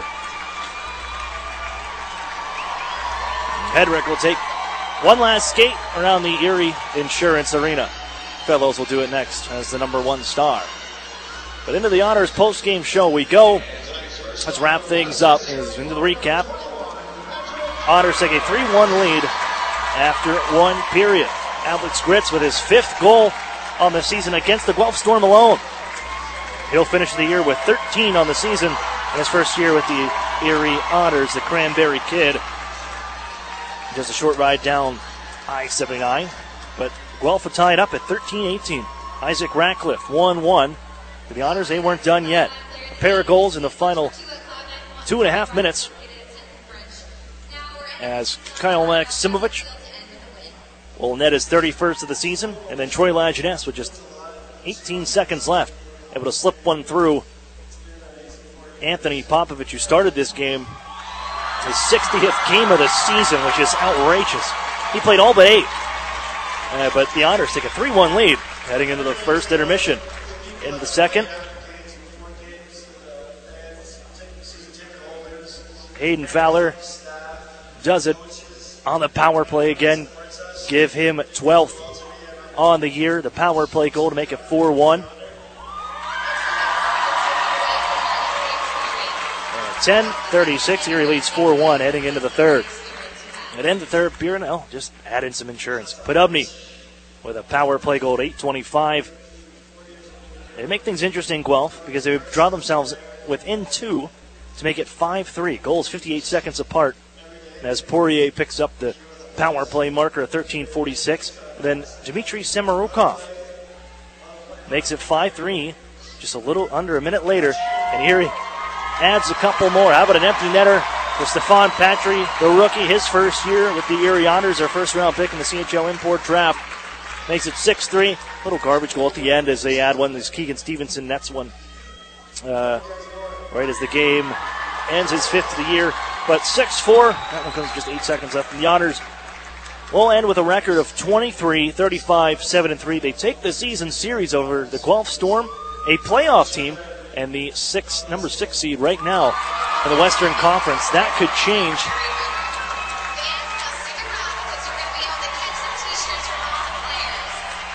With the Windsor Spitfires and Saginaw Spirit.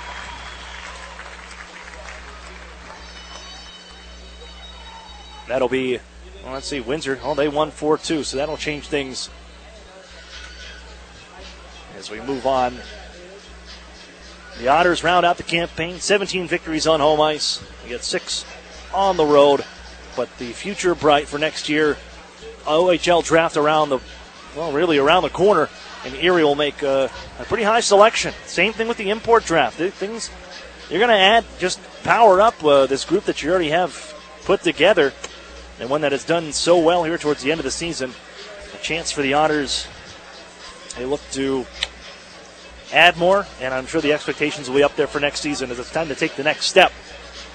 This OHL club, the Erie Otters, and the next year. I don't think they're that far out for a playoff spot. Here's tonight's Ironworkers local Junior 3's Ironman of the game. Tonight's 3 stars, the Overagers. Troy Lajeunesse added a goal here tonight and rounds out 251 regular season games played. Owen Hedrick, the Otters' second star, another Overager, and then Patrick Fellows, 292 games played, combining with the postseason, nearly 300 for the Erie Otters. He just brought the house down with a speech. The end of the 3 stars in the interview, man, that was something else to see. But congratulations to those guys. They will move on. They have been model citizens for the Erie Otters as they head on in their respective lives and careers. We're going to wrap things up. Otters, the victory here tonight, 6-4, but not without some thank yous. I want to thank everybody back at Cumulus Radio, our new partner. A great first season to kick off this partnership. The games sound fantastic. We're glad that we could bring this to you once again. I want to thank Eric Taylor, Dan Gunn, who's back in studio here tonight, Nick Ritson, who was with us all season long. Thanks to Jim Griffey, Chuck Stevens, and Jim Riley for making this all possible for our first year on CBS Sports Radio 96.3 and 1260. But we say goodnight here for the final time, and we'll talk to you for Erie Otters Hockey 2018-2019. And you know what? It's going to be a lot sooner than we think. That'll be coming up in September as the Otters and this young group look to make the next step. You've been listening to the Erie Otters Radio Network on CBS Sports Radio 96.3 and 1260. You've been listening to Erie Otters Hockey on WRIE Erie. Follow all the action throughout the season on the new home of the Erie Otters, CBS Sports Radio 96.3 and 1260. All the time. Understood. Justify is amazingly the pool that closed last week. He was the second choice at the betting behind all other horses. Correct. And he doesn't have a point. No, he's going to have to win the Arkansas Derby. Yeah. If he wins, he's in. If he loses, I think he's out. I don't think 40 points is going to get you there this year. I would think so. You think 40 is going to get you in? Yes. Yeah, I don't. Yes. 100%. Yeah, there are too many races with too many points. We've got 700-point races left I yet. understand. I understand. You'll just watch. Chad Brown's horse that came in third and found the youth. He has problems. So with these horses, they get lame all the time. Okay, well, but again, Chad Brown's horse doesn't have 40 points either. The only horse that have 40 points, if we use 40 as the cutoff, The only ones that have 40 so far are Bolt Doro, Enticed, Bravazzo, Promises Fulfilled, Quip, and Malibu Moon today. Everybody else is under 40. So somebody's got to win those races, and somebody's guaranteed to get those points. Those points are going to be given away. You got 700-point races yet to come, and you get 40 for second in all those races. There's going to be some horses that run second that may have gotten a point or two last year as a three-roller, ran third or fourth in one of the races already this year. That 1 or 2 points can be the difference. I actually think it's going to be upwards of 50, but we shall see, Tone. Joe from, where's Joe checking in from? South Carolina. Joe, you're up on CBS Sports Radio. What's going on, Jody Mack? How you, bud? All right. I just wanted to get your thoughts on Clemson in the tournament. I mean, do you think they're a good team? I'll take it off the air, buddy. Thank you. No problem. Apparently, Joseph, he wasn't listening earlier. The Jody Mack pre-tournament field of 64 Final Four included 1 1 seed, 2 2 seeds, and 1 5 seed. My 1 seed was the Wildcats of Villanova. I think they're getting to the Final Four again. My 2 2s, both on the left side of the bracket, the South and the West, were Cincinnati and North Carolina. And my 5 seed, taking out the Blue Devils of Duke, I got Clemson beating Coach K and his Blue Devils. So, yes, I jumped on the Clemson bandwagon before the tournament started. I thought the ACC was the best conference in college basketball this year, followed pretty closely by the Big East. So I've got a Big East team, 2 ACC teams in the final, in the Final Four. But I've got both ACC teams losing. I got North Carolina going down to Cincinnati and Clemson getting beat by Villanova. So I don't know if that's going to make you happy or sad, Clemson fans, that I've got your team in the Final Four, but I've got you losing to the eventual champions. That would be the Wildcats of Villanova. Jay Wright would get his second championship in the last several years. He does a great job. They get top-flight players, but players who are going to stick around and play for, if not their entire 4-year careers, minimum of 3 years careers. The kid, Mikal Bridges, just continues to get better with each and every single game. They've got a take-charge point guard in Jalen Brunson. They've won both of their games handily so far, beating up on Radford. And today, it wasn't really competitive against Alabama, which I thought it was going to be, but it really wasn't. I think they'll get West Virginia next. You got the showdown between West Virginia and Marshall before they get to Villanova. And, yeah, I'm going to lean toward Huggy Bear there, but that could be a mistake. I had Marshall. That was one of the upset picks. I did pick and got right. I had them taking out Wichita State, but I got West Virginia moving on. That'll be a great matchup tomorrow. We'll give you the college basketball scores ongoing still. The Gonzaga-Ohio State game has gotten real close here in the second half. Gonzaga ripped out to a 15-0 lead to start the game. That is no longer the case. The 15-point lead is all but gone. Kansas knocking on the door of a win. We'll get you caught up on all of them. We'll keep the phones up for the final half hour. 855-212-4CBS. Get aboard with me, Jody Mack, after the latest CBS Sports Update with JC. CBS Sports Radio. Sports Flash. Jody, you talked about it a little bit. Here's what's happening right now at the NCAA tournament. Seton Hall down to its last breath, trailing Kansas 81-76. 5.1 seconds left in that one. Gonzaga and Ohio State is getting close. Gonzaga up 54-53, 11.5 to go in that one. And with about 4 minutes left in the first, Florida and Texas Tech are tied at 29. Clayton Custer had the game winner for number 11 Loyola Chicago as they pull off a 63-62 upset over number 3 Tennessee. Number 2 Duke put away URI 87-62. Career win number 1,099 for Mike Krzyzewski. Number 5 Kentucky back in the Sweet 16 for the 7th time in the last 9 years. Kentucky's Wildcats, which lost 4 in a row in February, have rebounded again. Big Blue goes back to the Sweet 16, 95-75 over upstart Buffalo in Boise. Jason Benetti with the call on the Westwood One NCAA Radio Network. Number 1 Villanova dominated Alabama in the second half on the way to an 81-58 win. The final game on the schedule is a 3-6 matchup, Michigan going up against Houston. Right now in the NBA, we'll take a look at the scoreboard there. And a couple of finals from earlier in the evening. The Bucks held off the Hawks 122-117. Giannis Antetokounmpo had 33 points, 12 rebounds, and 7 assists. Wizards 109, Pacers 102, the Rockets 107, the Pelicans 101. Games going on right now. Nets leading the Mavericks 102-96. Halfway through the fourth, 3.5 minutes into the fourth, the Knicks are pounding the Hornets 107-72. Cavs 73, Bulls 65, 7:14 left in the third. Early third in Memphis, the Grizzlies leading the Nuggets 62-50. The Spurs up on the Timberwolves 51-40 with 4.5 left in the first half. And in the first quarter with 5 minutes to go, it's the Kings and the Jazz all tied at 18. I'm Greg Caserta. Just so you know, we would wear Steph Curry's dad sneakers. The DA Show, 9 a.m. Eastern Time on CBS Sports Radio.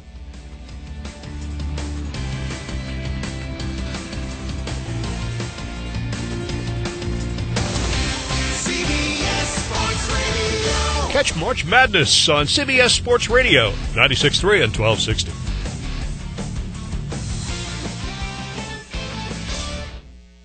I'm Jay Farner from Quicken Loans. Choosing the right mortgage lender means choosing much more than just a rate. Let me ask you, does calling the company with the best client service in America, with 12 J.D. Power Awards to prove it, matter? Does calling the company that invented Rocket Mortgage, the industry's most innovative, client-focused technology, matter? Does calling the company with 17,000 plus team members who are helping to rebuild the great cities of Detroit and Cleveland matter? Of course it matters. No wonder our clients have made Quicken Loans America's #1 online lender. If working with America's #1 online lender matters to you, call Quicken Loans today at 800-QUICKEN or go to rocketmortgage.com for the best mortgage experience on earth. That's 800-QUICKEN or go to rocketmortgage.com. For J.D. Power Award information, visit jdpower.com. Call for cost information and conditions. Equal housing lender licensed in all 50 states. NMLSConsumerAccess.org number 3030. You check things all the time, like your email every 10 seconds, or your ex's Instagram. But what about checking something as important as your credit? Well, Discover makes it quick, easy, and best of all, free. Discover is now offering FICO credit scores to everyone for free, even if you're not a customer. And checking your score won't hurt your credit. We call it the Discover Credit Scorecard. And once you know your score, you should check to see if your current credit card is the best fit for you. Check your credit, compare your card. Go to discover.com/credit scorecard. Limitations apply. Everyone loves NCAA March Madness. You know why? Because it's also time for Werner Ladder Madness. That's right. During Ladder Madness, you can find great deals on Werner ladders. Whether you're looking for a new lightweight multi-purpose ladder, work platform, or the podium used to cut down the nets, if you need a ladder, now is the time. March is Ladder Madness. So get your Werner now. Go to getwerner.com to find the best Werner products for you. That's getwerner.com. March is Ladder Madness.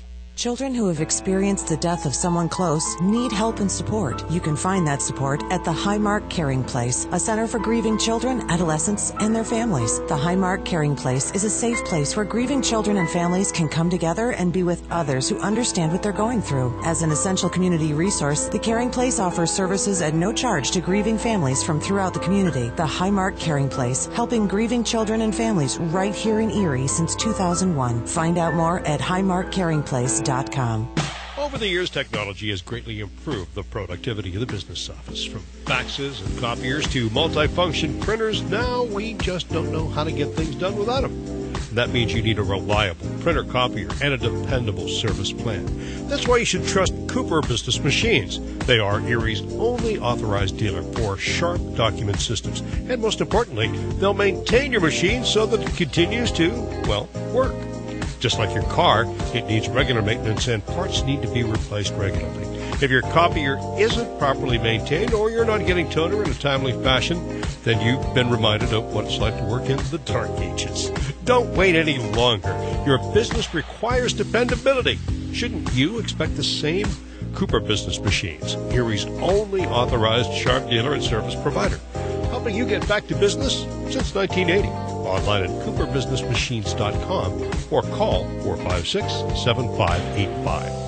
Today at 888-308-5955. That's 888-308-5955 and schedule your free consultation. Available to take your call 24/7. It only takes a few minutes to get the info you need. Holding an A+ rating with the Better Business Bureau for over 6 years, Resort Release will help you reach your timeshare freedom, hassle-free. Write it down. Resort Release, 888-308-5955 or visit resortrelease.com. Are you looking for senior care for your mom or dad but don't know where to start? Hi, I'm Joan London with The Place for Mom. Nobody knows your parent or loved one better than you, and nobody knows senior living better than the experts at A Place for Mom. They've helped thousands of families find the right place for their mom or dad. I was so glad that I called A Place for Mom. My advisor really listened and was truly my partner in finding senior care for my dad. She went out of her way to get to know him as a person and was always there whenever I had a question. The senior living advisors at A Place for Mom partner with thousands of families every month, listening and offering local knowledge and advice to help find the best senior living communities across the country. And it's a free service. Here's the number. Call A Place for Mom at 1-800-467-7530. There's a place for answers, A Place for Mom. Call today. Call A Place for Mom at 1-800-467-7530. That's 1-800-467-7530. Catch March Madness on CBS Sports Radio, 96.3 and 1260.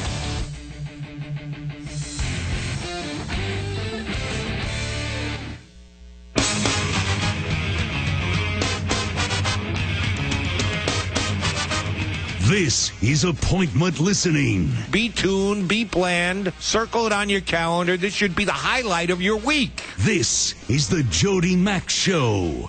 Here's Jody Mack. Highlight another 17 or 18 minutes for you here on CBS Sports Radio. Hit me up on the telephone lines. Hoops, little NFL mixed in. Yeah, we didn't get NBA. We'll get NBA and some baseball stuff in tomorrow. That's a promise. 855-2124-CBS. We keep it on the phones till the top of the hour. Got a good one going on between Texas Tech and Florida. Florida did or didn't get a tip in right there at the end. Oh, they go jumping out of the game. That's unfortunate. They did. They counted it. So Florida got a tip in right at the end of the first half to grab a 1-point lead over Texas Tech, 33-32. They go to the half in that 6-3 matchup. Ohio State has made a hell of a run. As I noted earlier in the program, and if you've been staying tuned to me, thank you for that. Gonzaga scored the first 15 points. 15-0 lead to start the game. Ohio State just kept chipping away and chipping away and chipping away and chipping away. They've taken the lead and actually opened up a 4-point lead here in the second half. So kudos to the Buckeyes. They lead Gonzaga 58-54. And we've got a couple of late games yet to come tonight. Keep it here on CBS Sports Radio. If they're not broadcasting the game in your area, we'll keep you updated on